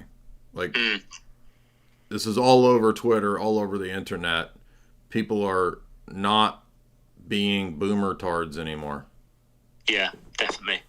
So they're not reading the room, these entities that keep trying to push, like, you know, the mindset of neoconservatism like 10 years ago. This is not 2016 internet, man. We're out of boomerdom. And boomer evangelicals and the Christian dispensationals nonsense. I mean, look at this dude today. What's his name? This freak misfit patriot. And I'm not trying to be mean here because, you know, I'm sure every man has dirty thoughts or temptations to dirty thoughts, because guys have that. However, mine involve women. They don't involve dudes, and they don't involve anything entering the exit only from behind. And people apparently uncovered this, allegedly, misfit patriot's profile here. My quip was Miss Fist Patriot because of his profile name there. But I don't think this should be surprising to anyone, because, I mean, even Bryson Gray kind of, and other people were picking up on Skittles tendencies here, shall we say. And Bryson Gray's not the smartest cookie in the cookie jar, is he? But anyway. So in other words, like this is like whatever like normie conservatism is, people are done with that, dude. Nobody wants purple-haired, blue-haired, bisexual creep weirdos telling them about the Middle East and geopolitics. People are just sick of it. Sapphire. I mean, I'm talking about Destiny, all these creeps. Sapphire, what's up? You want to mute? Oh, hello. Yeah, I know you're uncovering a lot of the JFK stuff today. I'm curious, have you seen the letter from JFK Jr. that was sent to Joe Biden? Are you familiar with that at all? I did see that. I don't know what to make of that because, you know, if you go back to Burmes's videos, Burmes has archived Biden's role in the Big 9 event. And Biden did play an interesting role there because he went and met with General Mahmoud and discussed the meeting, then said there was no meeting. That's when money was transferred, $120,000 to Pakistani ISI. And Biden's talked about it in that secret backdoor channel that they had with the Pakistani ISI, which relates to the Big 9 event. Again, just go watch Burmes's archived clips of that. That's on record. So in other words, Biden he's not at the top of the pyramid, but obviously he played some important role. I think back at the time of the Big 9 event, he was like the intelligence chair or whatever, the Senate, the intelligence chair or something. I think that was his role. So, I mean, I'm sure that he's in the background of this stuff as a kind of a adjacent person. He's not running everything, but I'm not surprised if that was true that he said Biden's a traitor. But somebody was saying that the FBI supposedly looked into that and it's not a real letter. I don't know. But I did see a lot of people talking about it. Yeah, I looked into it too, and from what I'd seen on some articles on it, it's like the FBI confirmed that like the author is anonymous, but the signature is still on it. Oh, really? And it's like they have expert like doctors and stuff. Surely they would know if someone like fabricated the signature. They caught Ted Kaczynski that way. So it's like it seems like it actually was his signature. So I'm wondering like how the hell did that get on the letter? It just doesn't make any sense. That's a good question. I'm sure there's JFK researchers that would know more about that than me. I'm not super deep in the JFK stuff. All right, it's open forum. If anybody wants to come on and ask a question, if you'd like to have a debate, discussion. We have Nicholas Bucci, $10. Your advice on the best way to study the church fathers. I would start with Athanasius on the Incarnation. I would read Basil's on the Holy Spirit. I would read the 5 theological orations of Gregory Nazianzus, and then I would read, or begin perhaps with, read those, but begin with the post-apostolic fathers. Let's beat that. That's probably the easiest way to start reading the church fathers. I have a friend that insists the Deuterochronicles prove papacy and purgatory. I have no idea how an idiot Roman Catholic would think that the Deuterocanon and Maccabees proves the papacy. That sounds completely insane to me. I would love to hear a Roman Catholic try to make an argument that Maccabees proves the papacy. That just seems completely outlandish. And purgatory, it has after, you mean we use the text of Maccabees to show that we pray for the dead, but that's not proof of purgatory. Purgatory is the created fire of God burning you as a payment for your temporal debts for sins. There ain't none of that in Maccabees. Referee Rob Jackson, $1. Thank you, dude. Appreciate that. Guys, you can support the stream via Super Chats. Super Chats are done through Streamlabs or natively through YouTube. You can also join the channel and get access to these topics. If you'd like to know more of my thoughts on some of these geopolitical issues, you can become a member. And I did just cover a 3-hour talk on certain Middle Eastern things. Ben the Mystic. Uh-oh.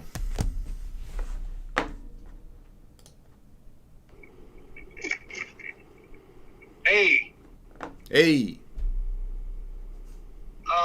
I was wondering, I never heard your take about your personal experience with the Big 9 event. I was wondering where you were, what was your take on that day, and when did your view on it start to shift towards malfeasance on the part of our government? I was at work, and we used to have a radio that was in the paint mixer. I was a paint mixer, so I was mixing paint when it happened, and I remember listening to it on the little radio there, and I was, I remember being blown away. I was like, "Whoa, this is crazy! I can't believe this is happening. What's going on? Like, what's?" And the news was like, America under attack, and it's like, are we going to war? Like, who's attacking us? What's happening? So I remember when they announced that the first tower was hit, and then a little bit later the second tower was hit, and I'll never forget any of that. But I mean, I was like, I don't know, 19, 18, so maybe 20.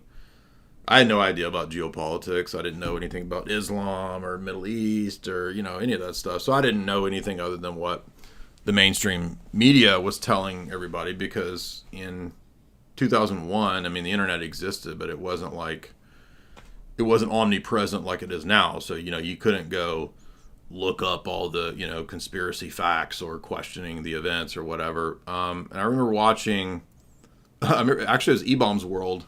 E-Bombs World had clips from Burmes's documentary on it because the clips were going viral, and it was clips that were like questioning the Pentagon event, and that was like, wait a minute, that's kind of weird. What's going on there?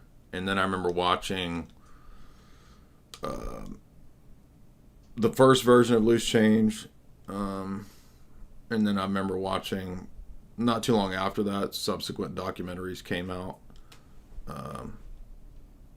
So that was about 2003 to 4 or 5 is when I started questioning that event.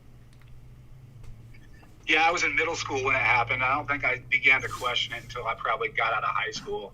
And actually, Jason Burmes, when he left New York, decided to move to the community that I used to live in the Quad Cities, Iowa, Illinois border.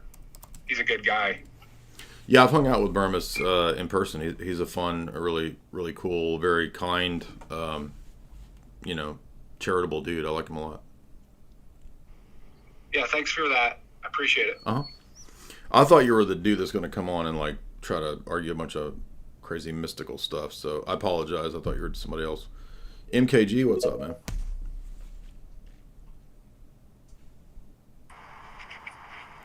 Hey, Jay, hope all is well. My question was about the super chat I sent in last night. I think there was a misunderstanding regarding the Bart Ehrman question. I wasn't asking from a textual perspective debate. I was asking that if hypothetically a Bart Ehrman or Bart Ehrman disciple were to challenge you on Christianity, what would be your retort, or what would be the things that I would use pre-sup and tag, because they would be coming from some kind of unbelieving perspective. So that's, again, I'm a philosophy dude, not a text dude. So that's the route I would take. I don't know what other route you could take unless you were studied in textual issues. Maximum 911 $3. O'Brien's Kayak $10. Daily Wire highlighting people like Destiny and defending Nala reminds me of Karl Rove in the 2000s pushing big tent conservatism. Oh, absolutely. Absolutely. Yeah, the quote conservatism is such a joke. That's why I made that video a few months ago. Conservatives are a bunch of goofy goobers. I'm a goofy goober. You're a goofy goober. We're all goofy goobers. Ortho Christian $1. There's an article on The Guardian about Russian-speaking Middle Eastern immigrants from the Soviet Union transformed Israeli policy. Interesting. That makes sense because of Stalin's change in policy, right? Stalin went from originally wanting to sort of court Middle Eastern countries to then banishing certain groups. My cheap ass glasses just broke, so I'm gonna be acting like the peanut man with a monocle. I'm a goofy goober. You're a goofy goober. We're all goofy goobers. And yeah, I remember Karl Rove pushing that. That was because they were always intending on, turning. I mean, just neoconservatism itself is just liberalism. So it's neo-Trotskyism. Troy? I'm a goofy goober. You're a goofy goober.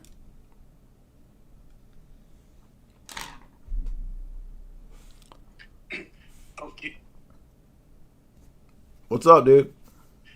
Sorry. What was I going to say? Oh, so I just have a quick question.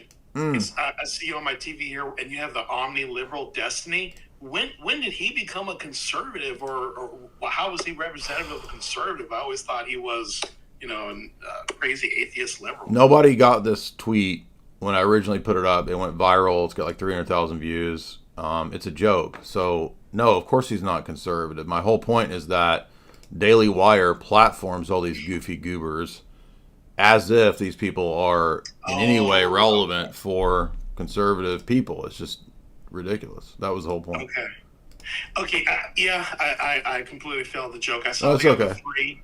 Okay. All right. Well, if you look under this post, there's like hundreds of people who didn't get it. They're all just saying like, they're like, Destiny is not a conservative. Yeah, I know.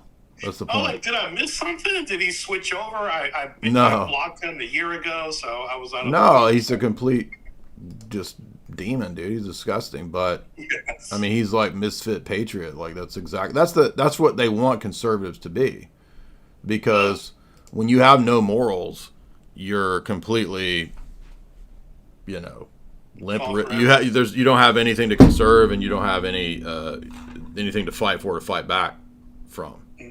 So that's why his name is Destiny, because he's what the technocratic elite want the Western man to be. He is the destiny of Western man from the mindset of the technocratic demon goblins. Joseph?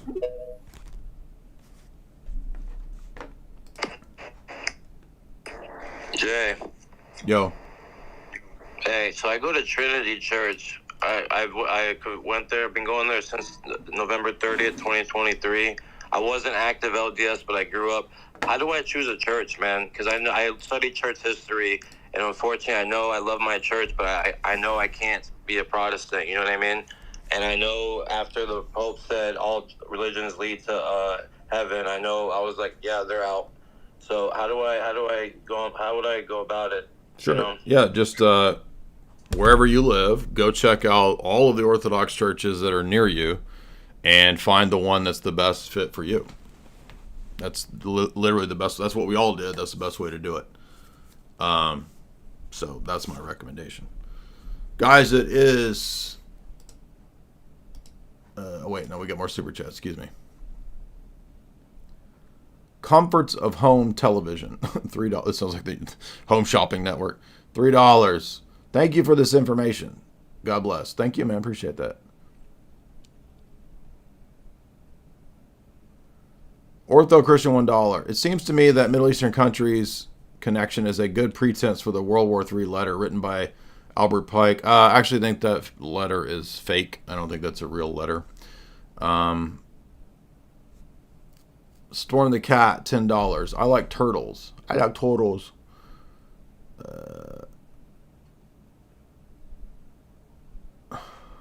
Okay, I'm just making sure I got all the super chats. We don't want people angry.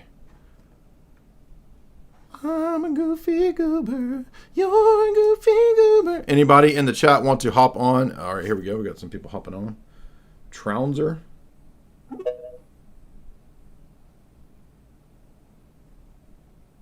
So the topics are listed. What's up, man? Hey, I have a question. It's somewhat related. Maybe not. You can tell me if this isn't good.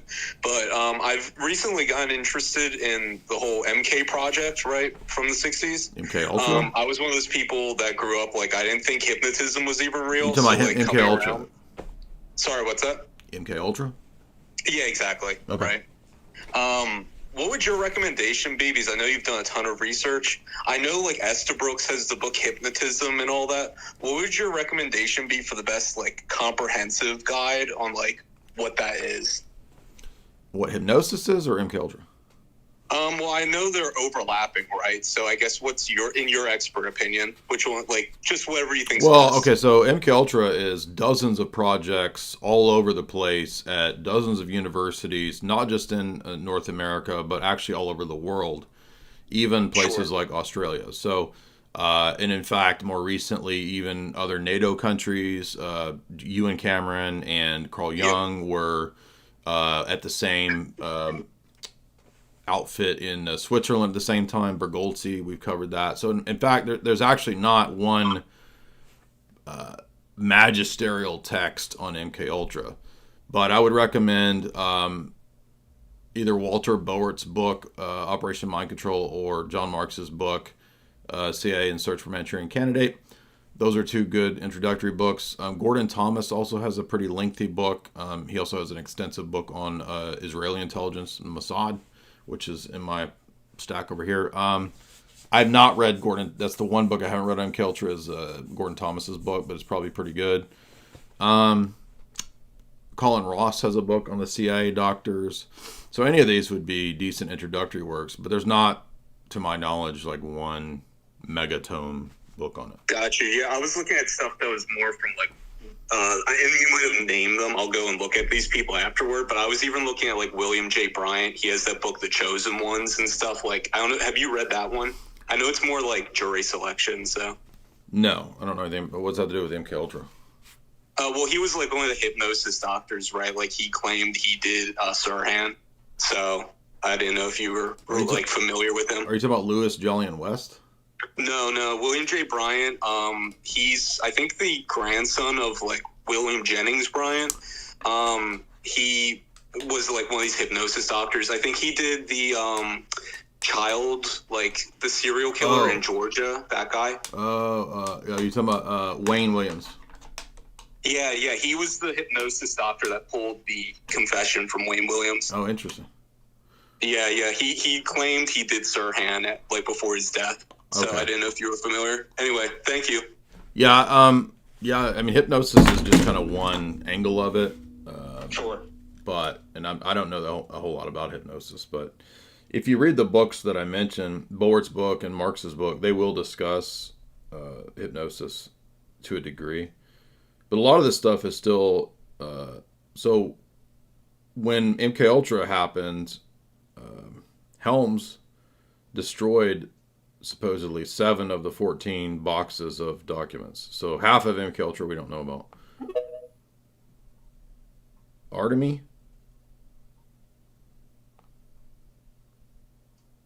Unmute.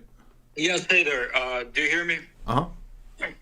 Awesome. I'm just curious how you, Jay Dyer, as an American blogger, you keep spreading Russian propaganda, Kremlin propaganda, that's clearly from Russian state media. I find it very interesting how you're very biased towards Ukraine.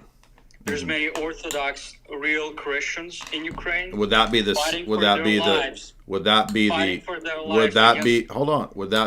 schismatic group created by the CIA and the Patriarchate, Ecumenical Patriarchate? Is that what you're talking about? I don't know, Jay Dyer. You don't know?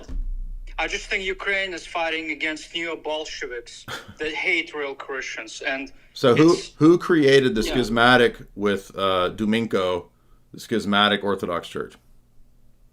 You're asking me a specific question that which you can't answer. Wants to trick me. I'm asking you. No, it's an open Russian propaganda. Right, so here we go. You're telling me about Orthodox. Stupid people, dude. You mean what's on record with Dumenko? These people are idiots. No, I don't know specific way. I can't answer, but Ukraine is good, guys. Yes, the entire Western world has been duped by Russian propaganda because Zelensky is awesome, Azov Battalion's awesome, all this stuff, right? So We're not even talking about that today. We're talking about JFK. So can people not talk about the topics are listed, you guys. It's not JFK. It's not that stuff. BM Duper, $5. The CIA van outside your house shot a laser beam to break your glasses. These are just like cheap ass reading glasses. So it did not require CIA laser beams. That was really funny though. Really funny. But ha ha ha ha. Discord, $1. No, we already read that. Excuse me. Does anyone want to have a discussion about the topics and not just spout out shit they have no idea about? Tony, what's up, man?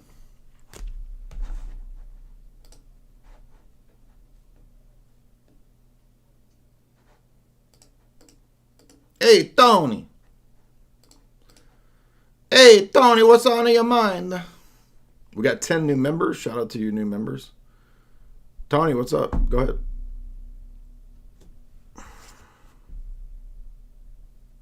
Tony. Soprano. Gabagoo. Hey, Tony, it's a gabagoo. Oh. All right, so open forum. Anybody wants to come on and talk? The topics are JFK files, CIA, usage of the Roman Catholic Church by the CIA as a instrument of soft power, Cold War, neo-Bolshevism, by the way, is neoconservatism. The neocons are the neo-Bolshevists, neo-Trotskyites. So, good father.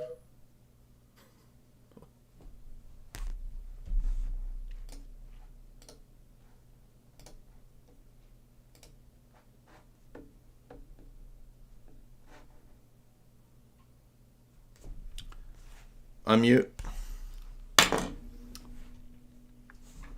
Yeah, hello? Jay? Yeah. Excellent. Well, thanks so much for letting me on your live here. What's on your mind? What's on my mind lately is, maybe it's not directly tied, but I'm thinking a lot about the schism of 1054 and how it was ran by these two Roman prelates. Okay. And that whole thing was based on a forged document of the donation to Constantine. And I'm curious if that is the beginning of the way the papal authority kind of develops with this clandestine partnership stuff. I think that it contributes. There are other factors that are part of it as well. So, the history of the papal states existing partly on the basis of these forged claims, the collapse of the Roman Empire, leaving the papacy to fill that vacuum, deviations in the theology contributes to it, because the Gregorian reforms, the 11th century, is where you have the papacy claiming to be a world ruler. Here's another question that kind of partners with it, is the unleavened bread argument. What do you think was the primary influence in why the West was using unleavened bread? There was one of our listeners just posited an argument for this, which I had not heard. There was a 7th or 8th century Germanic theologian, I don't remember his name, but he was the first to propose that it needed to be the Judaic bread usage because, quote, Jesus was doing the Passover. So it's about a 7th century Germanic convert theologian. I don't remember his name, but that's apparently where it first appears, and that would count as a Judaizing error. Right. Okay. It's the guy is Melkite. He's always on here. He may be on here now. I just can't think of his profile name, but Melkite something. He commented a couple days ago the name of this Germanic guy I'd never heard of. Okay, right. But also you have to keep in mind when you read Photius's letter about the Carolinians sending missionaries into Orthodox countries like Bulgaria to convert them to Romanism, even in the 800s. what's fascinating is that he notes that these, quote, missionaries that were sent to preach filioque were already using the papal claims that you have to do filioque and change the bread because the papacy said it. So in other words, they became issues that the Western missionaries were saying was the basis for the Orthodox being schismatics and wrong when the Orthodox were actually correct. Does that make so? In other words, there's a political move for that as well. Right. Yeah. Anyway, it's just got me thinking about this Middle Eastern situation and wondering what kind of influence and all that. But it could be. I mean, yeah, if it's a Judaizing error, it could be. But I mean, this goes back to like 8th century Germanic converts, as I understand. Jordan? Can you hear me? Uh-huh.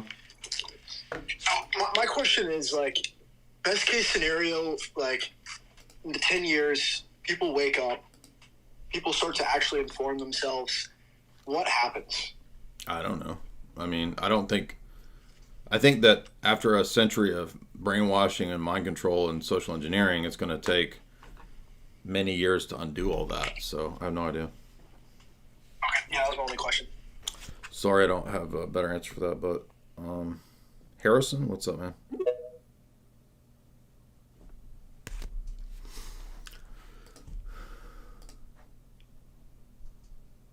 By the way, we already have, Lord Voldemort interviewed E. Howard Hunt on his deathbed, confessing to playing a role in it. So, if you remember, and that was in Rolling Stone too. I remember when Alex posted that, his deathbed interview with E. Howard Hunt, admitting that they played a role in JFK.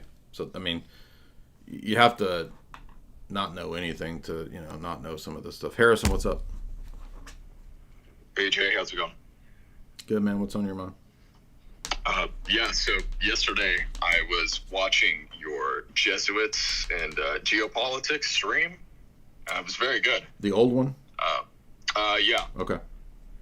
Yeah, so it's super interesting to me to see the influence of these kind of different sections of, like, branches of the Catholic Church, if you will, have these geopolitical influences.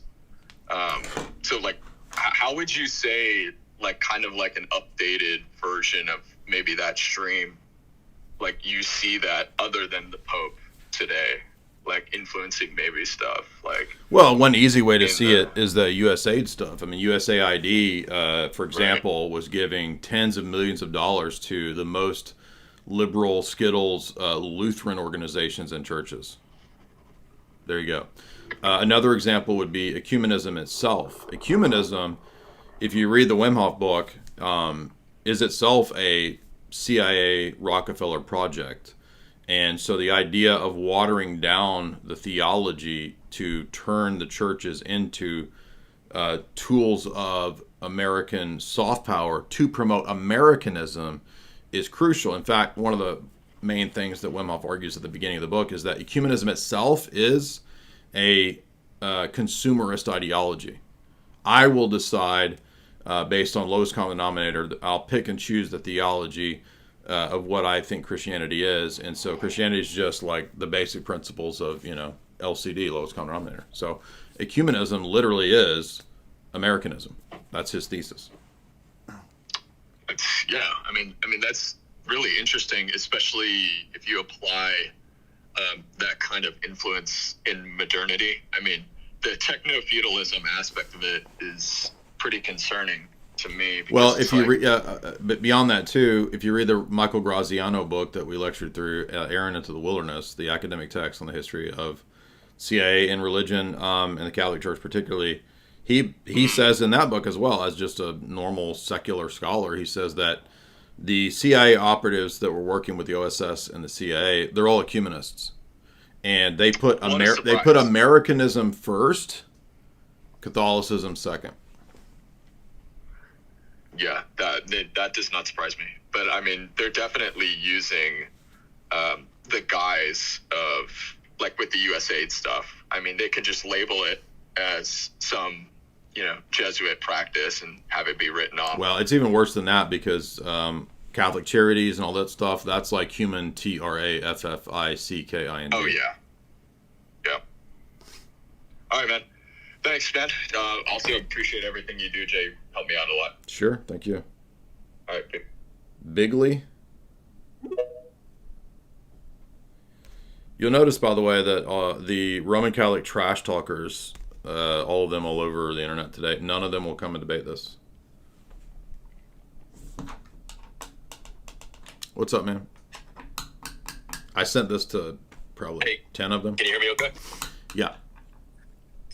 Hey, just a random question here. Why has there always been a fascination and just this kind of general positivity surrounding Kennedy as a president?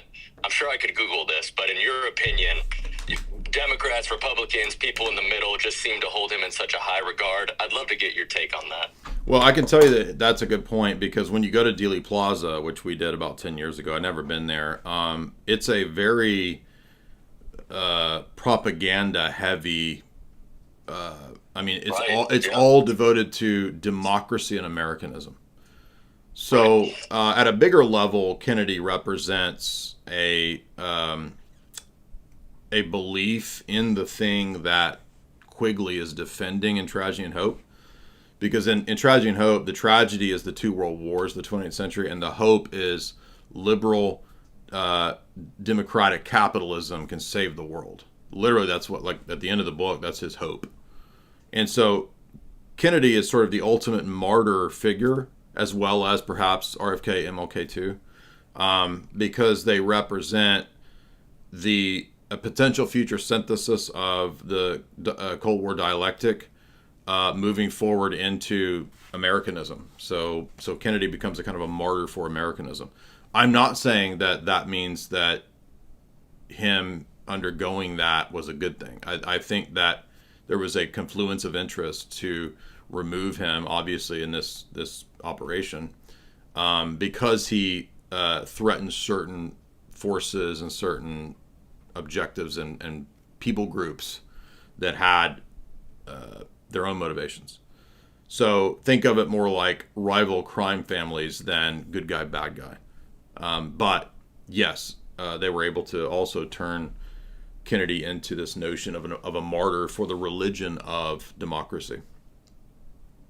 Yeah, I've just met with people on extremes of the political sphere, and you can find plenty, anecdotal folks that they look at him almost as if he was a god. He was untouchable and never said the wrong thing, and which we all know is not true. But I've always just wondered that, so appreciate it. Yeah. Also, that when they play that clip of him when he talks about America under the forces of unseen forces, all this kind of nonsense, secret societies. He's not talking about Masons, and the whole context of that speech is the Soviets. He's talking about Soviet forces infiltrating America. It's just Cold War stuff, and a lot of times people play that clip out of context, like JFK was calling out the Masons and the secret societies and all this stuff. And I think he did have, as the documents show, a desire to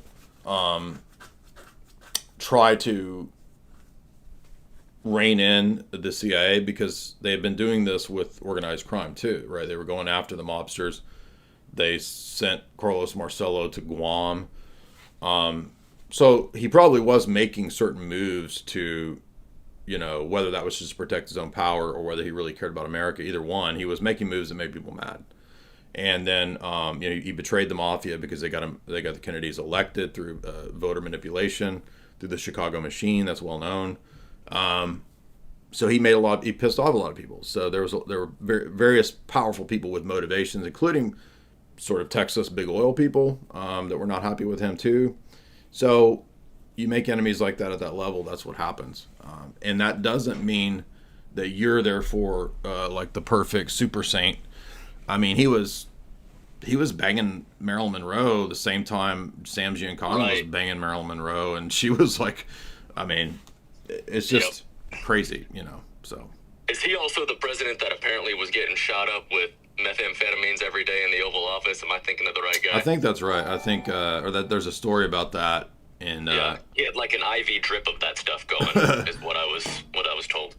So I mean, you know, he might have had, you know, some sincere desires for America to not be influenced by, you know, Israeli politicians or something like that. His dad Joe Sr. was involved in organized crime. He worked with Al Capone. And his dad was ambassador to England, so they were very close to British intelligence. And by the way, I'm sure British intelligence had a role in this event too, which nobody talks about, given the fact that Joe Sr. was ambassador to Britain.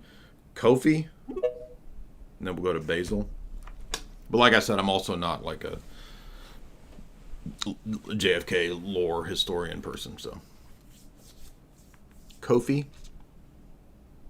How's it going? What's on your mind? So I don't know, this is off topic, but what would be some good questions to ask my Lutheran pastor in objection to Lutheranism? I'm still very new to the church and stuff. I've probably got a couple months there, and I like probing him a lot. I'm not trying to be rude, but you can watch some of my videos, but that's not the topic today. Basil, what's up, man? Just watch any of the videos critiquing Protestants. Watch the debate with Dale the Protestant. What's up, dog? Basil? Hey, I'm trying to find the connection, and I'm relatively new to your stuff, and I'm just trying to think about the dichotomy that a lot of people are talking about between the Zionists and the Bolsheviks, whereas through most of the Cold War era, they seem to be on the same side in a lot of respects, and especially when it comes to the JFK assassination. The U.S. government seemed to be more attacking the Bolsheviks while siding with the Zionists. And I'm trying to find a good mapping of those relationships. And I was wondering what your opinion was and if you had any resources. There's a good article that deals with that at Espionage History Archive by Mark. And I'm trying to remember, it's the one I think that talks about. Let me think for a second. It's the one that talks about Stalin and him shifting his view on Jews, because Jews ended up leaving and going to Israel from Russia because of this shift in policy.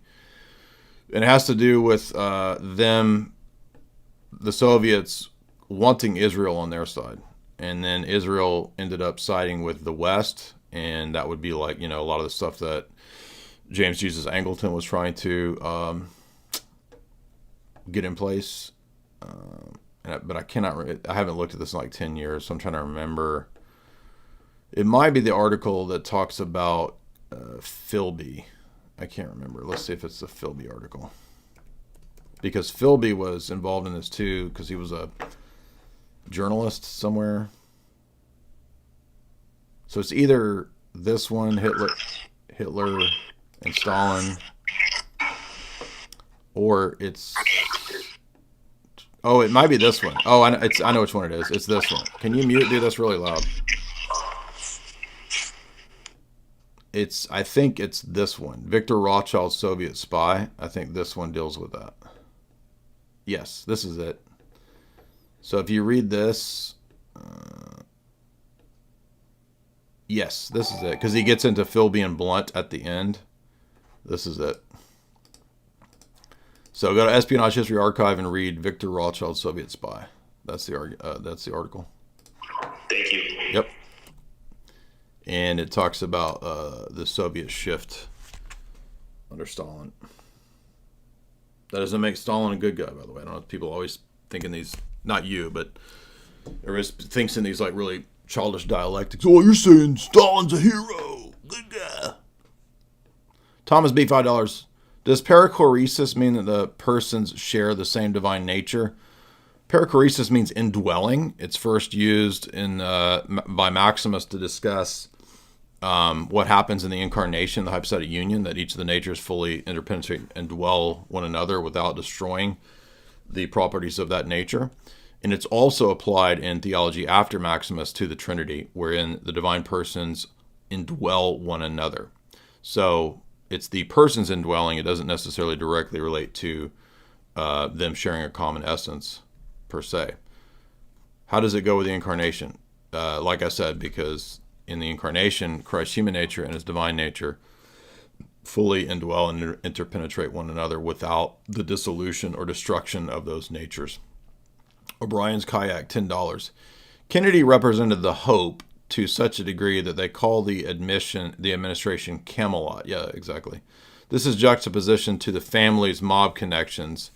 It was a brilliant piece of marketing. Yeah, they were brought to power through the mafia, and that goes back to Joe Sr., who, again, ran liquor during Prohibition with Al Capone. Oswald.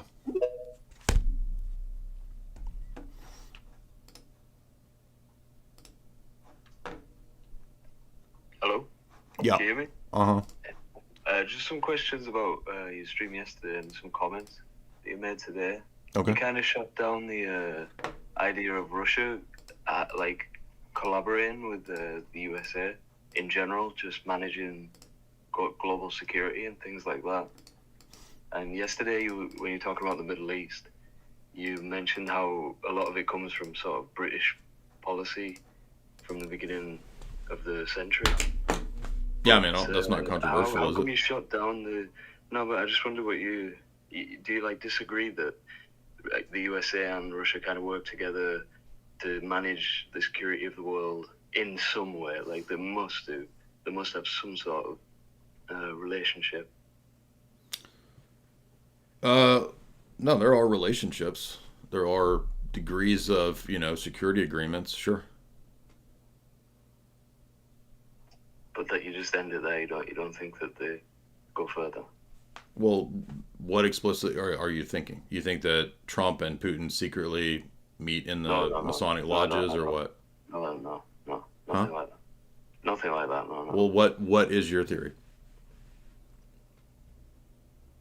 I don't have a theory. Okay. I just wanted some clarification on your position. Mm-hmm.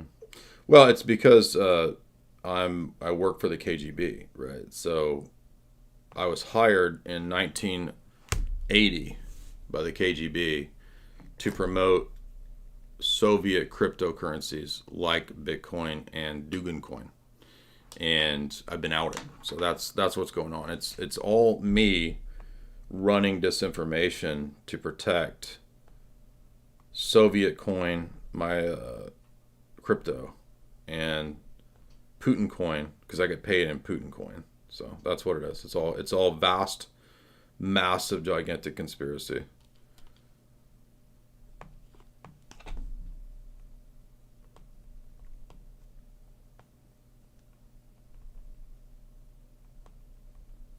So here, one of these Roman Catholics who has anime they're always the worst too. The Roman Catholics with the anime profiles.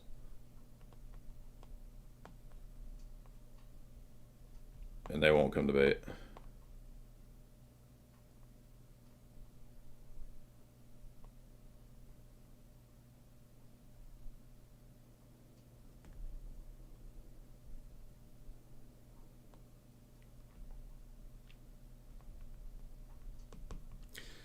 So Spinoza's pantheism is not pagan or Gnostic, apparently.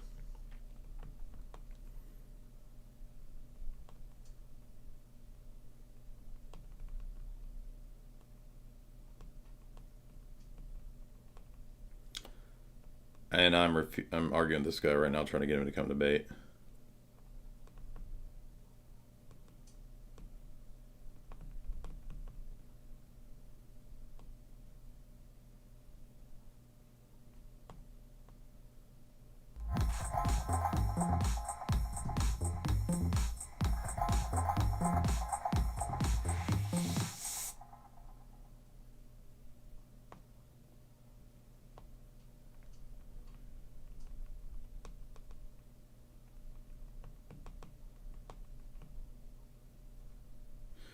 So I wonder, he's got quite a few in his audience. Let's see if any of his audience will come debate. He's got 17,000 followers, supposedly. And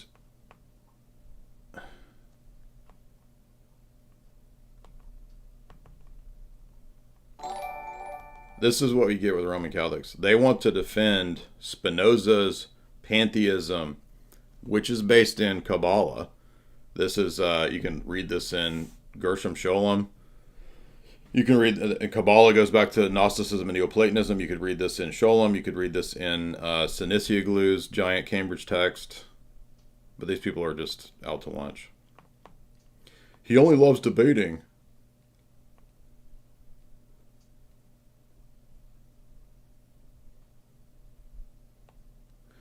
None of them will come debate. That's crazy.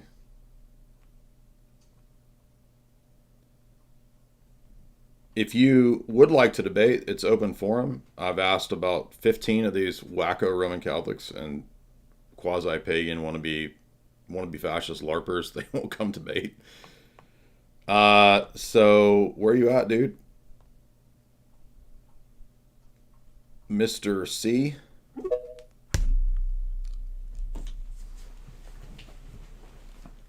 So what does Gershom Scholem say about Kabbalism that anyone would know who'd read any of his texts? He's the foremost Kabbalistic scholar of the 20th century. I've got about 5 of his books. This one, Major Trends in Jewish Mysticism. What is Merkaba mysticism? Oh, it's Jewish Gnosticism. What is Gnosticism? Well, it's pagan, as St. Irenaeus and many of the church fathers say. And if you read Scholem's other text, Kabbalah, he says Kabbalism is based in Neoplatonism. And if you read Sinisioglu's book on Spinoza, he said, which is the Cambridge text, he says Spinoza and his pantheism was influenced by atheistic Platonism from Byzantium from Gemistos Plethon. I'm pretty sure Plethon is a pagan philosopher.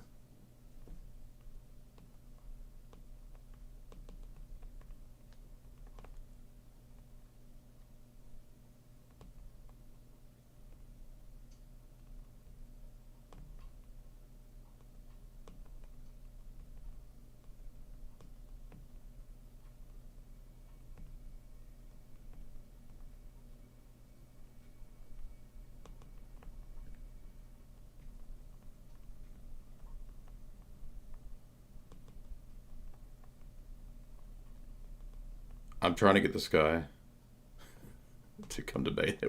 Like, I have to beg these people to come debate.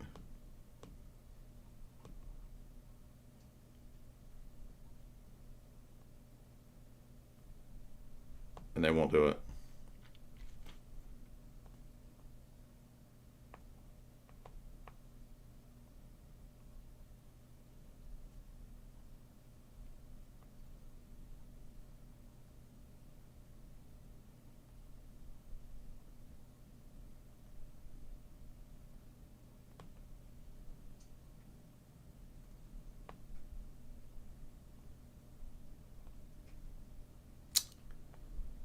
Palpable memes.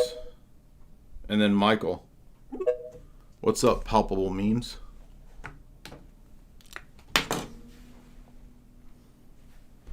Unmute. Hey Jay, I have a quick question while you're waiting for an opponent. They won't come. Go ahead. Hey, a few months ago, I was just happened to be scrolling some of your older work on YouTube and came across a breakdown that you did of Jonas Salk's Survival of the Wisest. And that was the first day of the Trump presidency. The second day, I saw him roll out Stargate with Larry Ellison and Sam Altman. And it just like... So I'm on YouTube. We can't talk about that right now. Mr. C, what's up? Hey, Mr. Dyer. Good evening. What's up? I had a question about, feel free to boot me if I'm off topic, about the Wim Hof book and also about the Courtney Murray book. Well, that's on topic. You're the first person to actually be on the topic. I'm joking. Go ahead. I heard heard from you and Tim Kelly a while back about these two books. I was wondering if there were anything more in relation to intelligence agencies and the Catholic Church besides maybe Godfather Part 3 or something. What books? You said 2 books. Besides the Courtney Murray book and also the Wenhoff book in terms of Catholic Church. Well, the and, John Courtney Murray, do you mean, when you say the Courtney Murray book, that is the Wim Hof book, so what do you mean? Oh, okay. I thought there was a second one that dealt with Catholicism and intelligence agencies. So I just wondering if there was any other. There's many that deal with it in some degree. There's the Paul Williams book on Gladio. There's the Michael Graziano book on Errand into the Wilderness, which I covered. There's the John Kaler book about spies in the Vatican, which is a pro-CIA narrative. There's Daniel Ganser's book, NATO's Secret Armies. And there's God's Banker about Roberto Calvi and the Banco d'Ambrosio.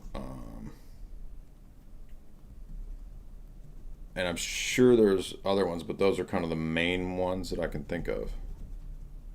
Okay, very cool. I know the Williams book and the Courtney Murray book are written by Catholics, so it has more, at least to us, being, what's going on in the church. So it opens up our eyes to that. Correct. Yes, correct. Good point. Thank you, Mr. C. Right, and thank God for somebody on topic. And Melkite Cleric is the guy who knows about the first Germanic dude to use the Judaic version of the bread. Who was that guy? Hello. Yeah, go ahead. Hey, I wanted to comment on the unleavened bread. It was actually so interesting when I found out about it. It was a monastic practice in Francia by Saint Vincenzo, and he's actually still venerated in the Eastern Orthodox Church today. He was a prolific monastic. He's mentioned as blessed and mentioned in liturgy. But like I said, he was a monastic and made a mistake. Yep, and he did it. He did make a mistake, and the practice spread throughout the monasteries. The Franks in the 7th century had a monastic rigor, so the priests and the bishops really looked to the monks, and it spread through monasteries throughout Francia, and then as time progressed, and the Carolingians emerged to kind of make themselves different from the Byzantine Church. Mm-hmm. A big marker was the unleavened bread, and I believe personally the Franks probably had great pride in that for making it different. Yeah, thank you so much. Yeah, exactly. I'm glad you hopped in because I was trying to think of the name and I couldn't think of it. Sean, what's up? Hey, Jay, can you hear me? Uh-huh. Yeah, so my grandfather was in the CIA, and I'll give you a little backstory real quick. I'm glad I actually got to talk to you here on it. He joined the United States Marine Corps during World War II when World War II broke out. He was a Carlson's Raider, and then after he was a Carlson's Raider, he was Presidential Guard to Truman. Then after that, he was ambassador to Saudi Arabia, and then he went into the CIA as a field agent. And he was one of those guys, he would have a briefcase handcuffed to him, and he would travel all over the world as a diplomatic carrier, taking documents to wherever they needed to go.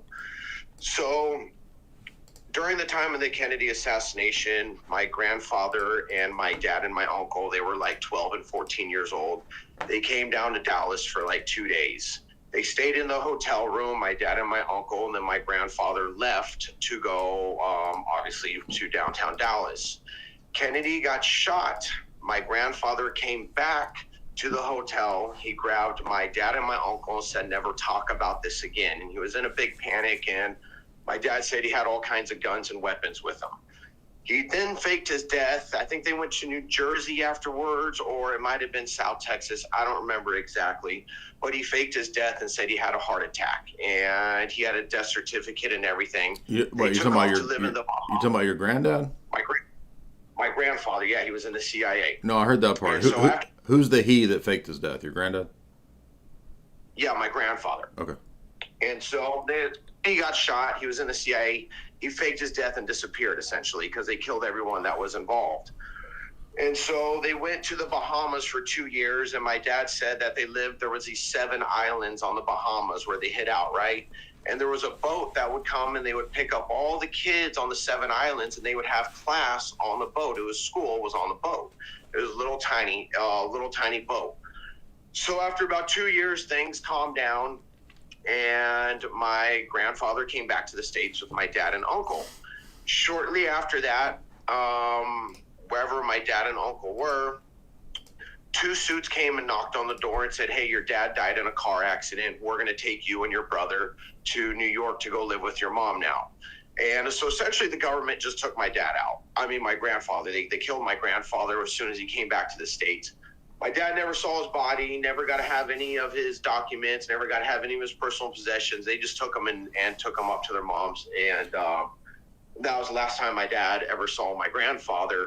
And then and you think that was just because of knowledge of the event? Is that what you're saying? No, he was there. My dad swore up and down that he was one of the shooters. And my grandfather, he was a killer for the CIA. He was an assassin. When he was in the Carlson's Raiders, after he would kill the Japanese, he would take the butt of his rifle and he would smash all their teeth out. And he took all their teeth and put them in a jar. And my dad said that he would have the teeth on his bed mantle in a jar as like a trophy. Wow. And he said he always carried two pistols on him. He would have a 45, a Colt 45, and a 38 special. And he said those pistols never left his side. And he's country all the time.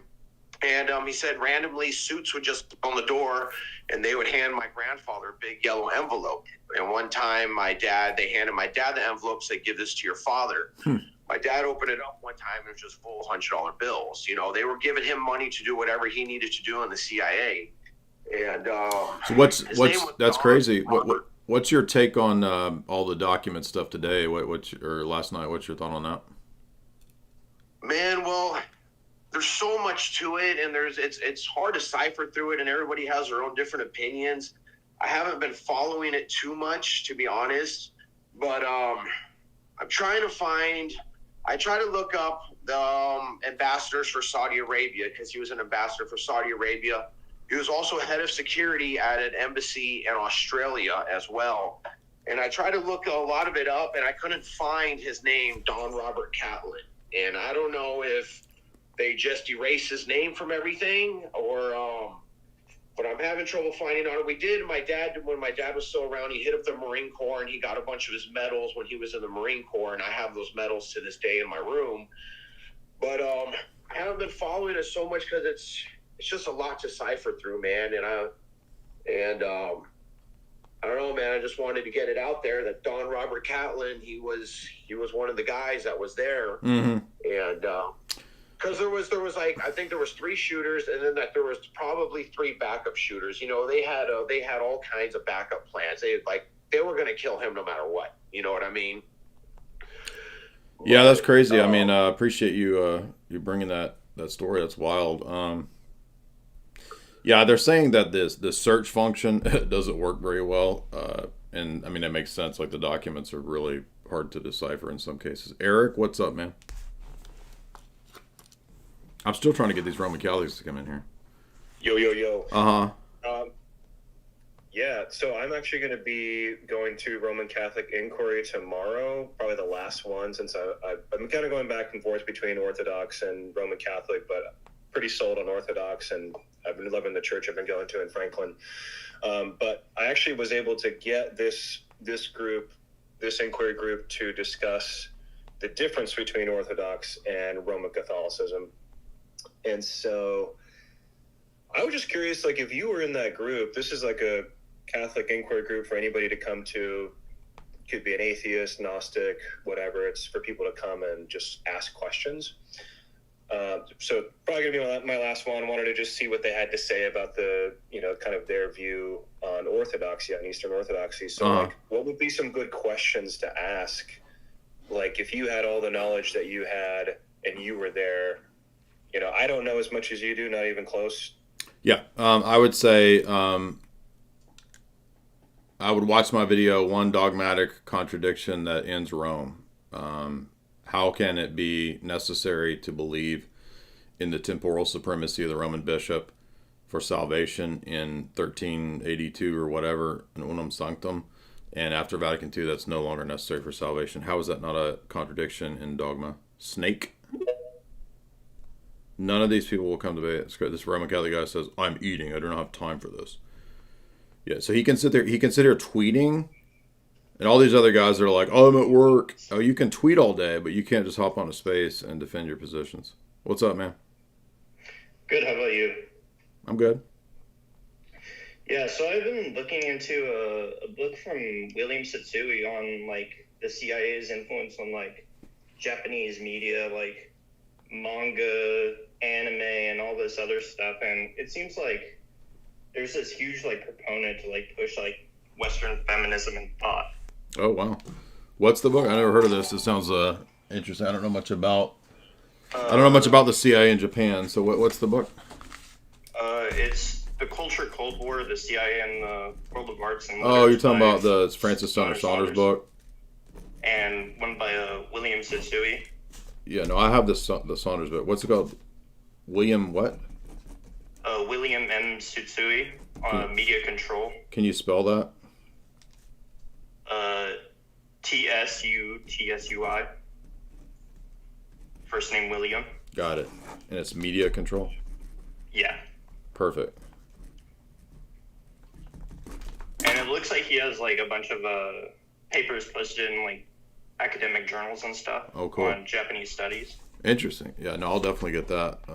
Appreciate that recommendation. We got a couple more super chats here.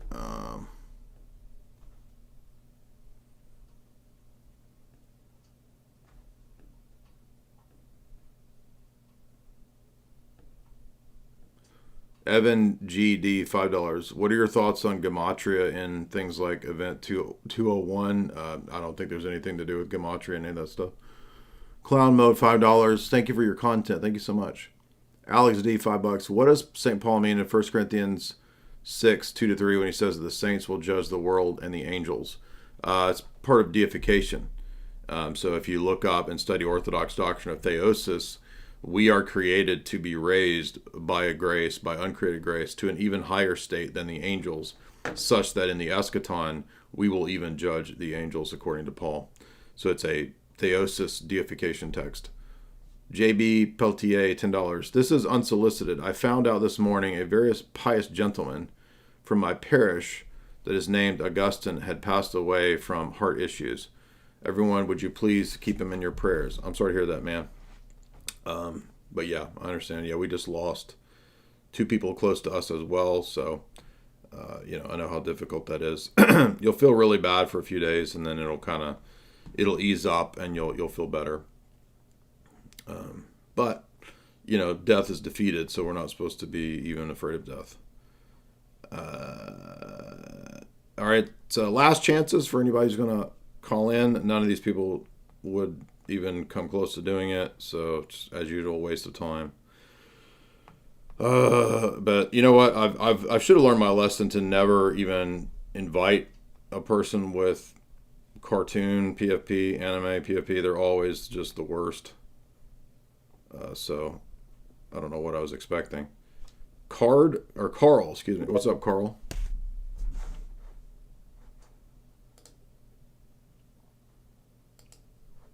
Carl. We're going full Walking Dead up in here. Carl. Rick. Carl. Carl can't connect. Anybody else? Guys, remember to head on over to chalk.com. Use promo code J44LIFE, JAY44LIP, or JAY40 to get 40% off. 44% off depending upon which one. Now, it is a subscription if you do the 44 Life, but you can unsubscribe at any time. You don't have to be locked into that if you're not into it. Also, you can get Esoteric Hollywood 1 and 2 signed copies at the website in the shop.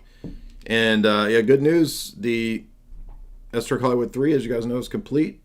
And it should be out in the next couple months.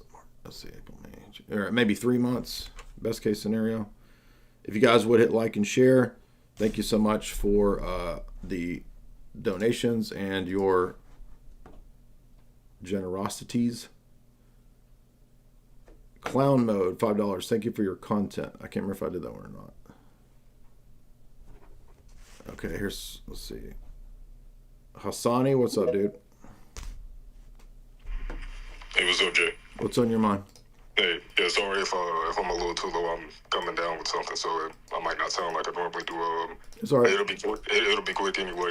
I just wanted to see if like I understand why like Tristan hasn't wanted to like do the whole online thing for a while, or at least that's I remember you were. Well, that's because he got demolished in rap battles by me, so he quit. What's his name? Lil AIDS. Yeah, he's Lil AIDS. You young boomer. Yeah. But I mean, hey, something like this. I know this a riddle. Something like this should really. I don't know. Maybe get him excited to hop on a stream or something. See if you can put something together with him or whatever. Well, I think they just had a new baby, so he's he's been tending to their new baby. Yeah. So, congrats to them. See that. Yeah, I did see that post. Definitely congrats to them. That was pretty much all I had, man. Yeah, I'll try to get Tristan back on here. Appreciate that. Carl, what's up, man? You want to try again? We'll see if we can get Tristan to come yap it up, mix it up. Hello? Hey. All right. I have a question on the filioque. Okay. So I understand that it subordinates the Holy Spirit because he doesn't share a property that the Father and the Son do. What I'm having trouble trying to wrap my brain around is how we categorize hypostatic properties and why they're only in the positive. Well, because they pick out the unique positive characteristic of that person. So they couldn't be merely negative, lacking attributes, because if you think about it, like each person has infinite lacking attributes, right? The Father is not Michael the Archangel. The Father is not Bob the mechanic. So right. A negative attribute saying what it's not doesn't tell you hardly anything about what it is. And typically negative attribution or apophatic theology or via negativa is what's applied to the divine essence, not the divine persons. So when we want to pick out persons, we need characteristics or categories or properties that tell us some kind of positive cataphatic value or content as to what they actually are or who they actually are. So when we speak of Father, the Cappadocians are pretty unanimous that the Father is identified as source, fount, arche, anarche, cause, etc. Okay?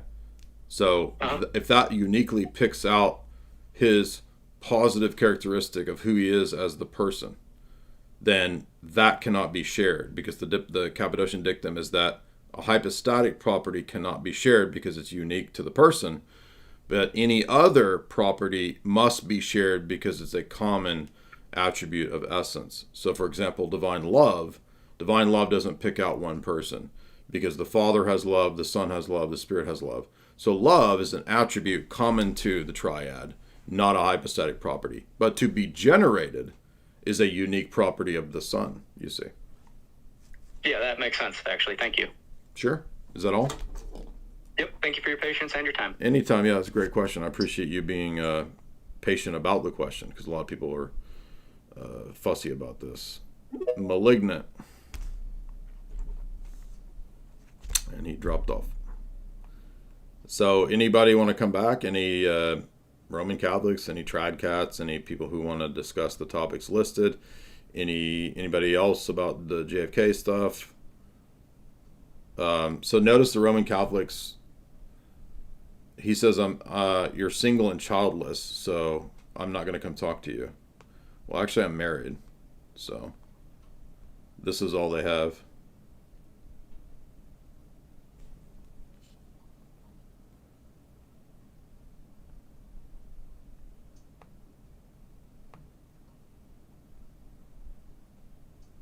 The Godfather 3 and John Courtney Murray. There's actually quite a few books. I mean, it's not just those two books. There's many books, but mean, those are the books that kind of focus on these issues.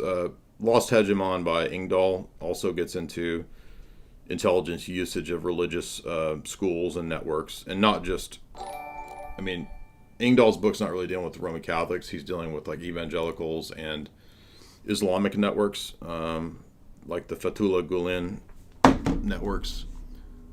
Solid Snake, $10. Thank you for having me on the space. I love the content. By the way, quoting Bryson Gray, what that is? EB, $10. I recommended that you watch the anime One Piece yesterday. Write down in the notes that you wrote, One Piece fan edit. I'm writing that down now. Watch the original Japanese dub and watch up through the lobby arc. Okay. Mark, $3. Go one more back up. Go one more back up. What are your thoughts if the driver was the shooter? Do you mean one more back up? I don't know what you mean one more back up. Here? I don't know anything like... I've not looked into the ballistics of what went down that day. I have no idea. You would probably want to look into some, like legit JFK researchers that would go into all that stuff. I usually, it's kind of like the Big 9 event.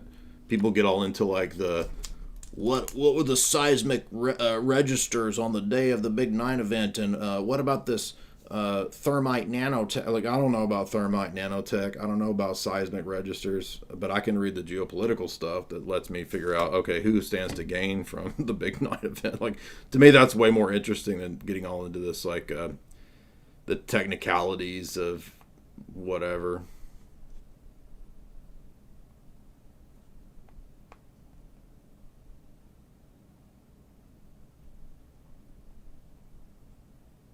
Not a single Roman Catholic would come discuss this stuff. That's pretty sad. Actually, it makes perfect sense, though. I think we did have one Catholic in here asking questions, so props to that dude. But just everybody, again, take note that, like, none of them will touch this subject. Oh, here's somebody. Joseph, what's up?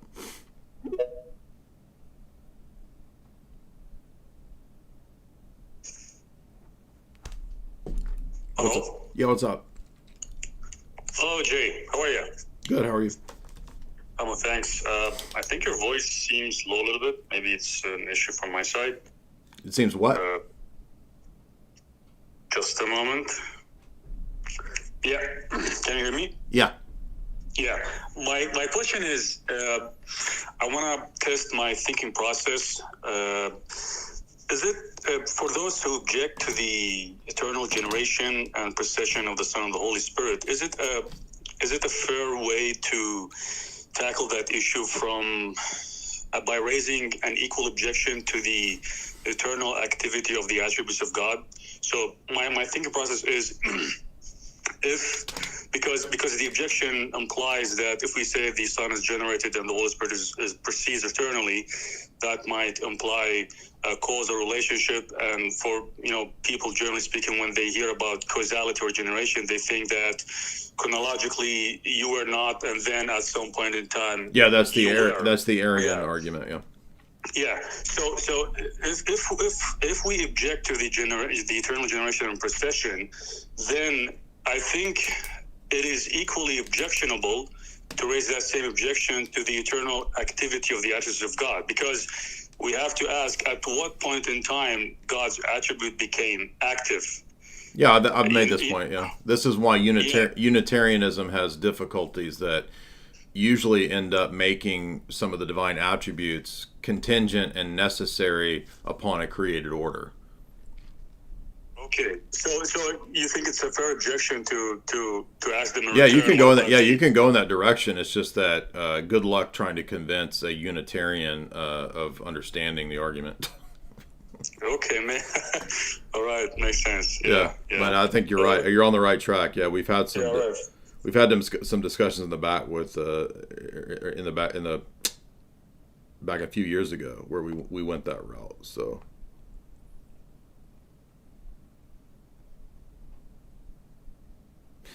All right, cool beans, dude. Thank you guys. A lot of fun today. Great conversation. Thank you guys for your recommendations. Good questions. Nobody was, all the insane people never came to the debate or to the chat. So that made it very cool and peaceful.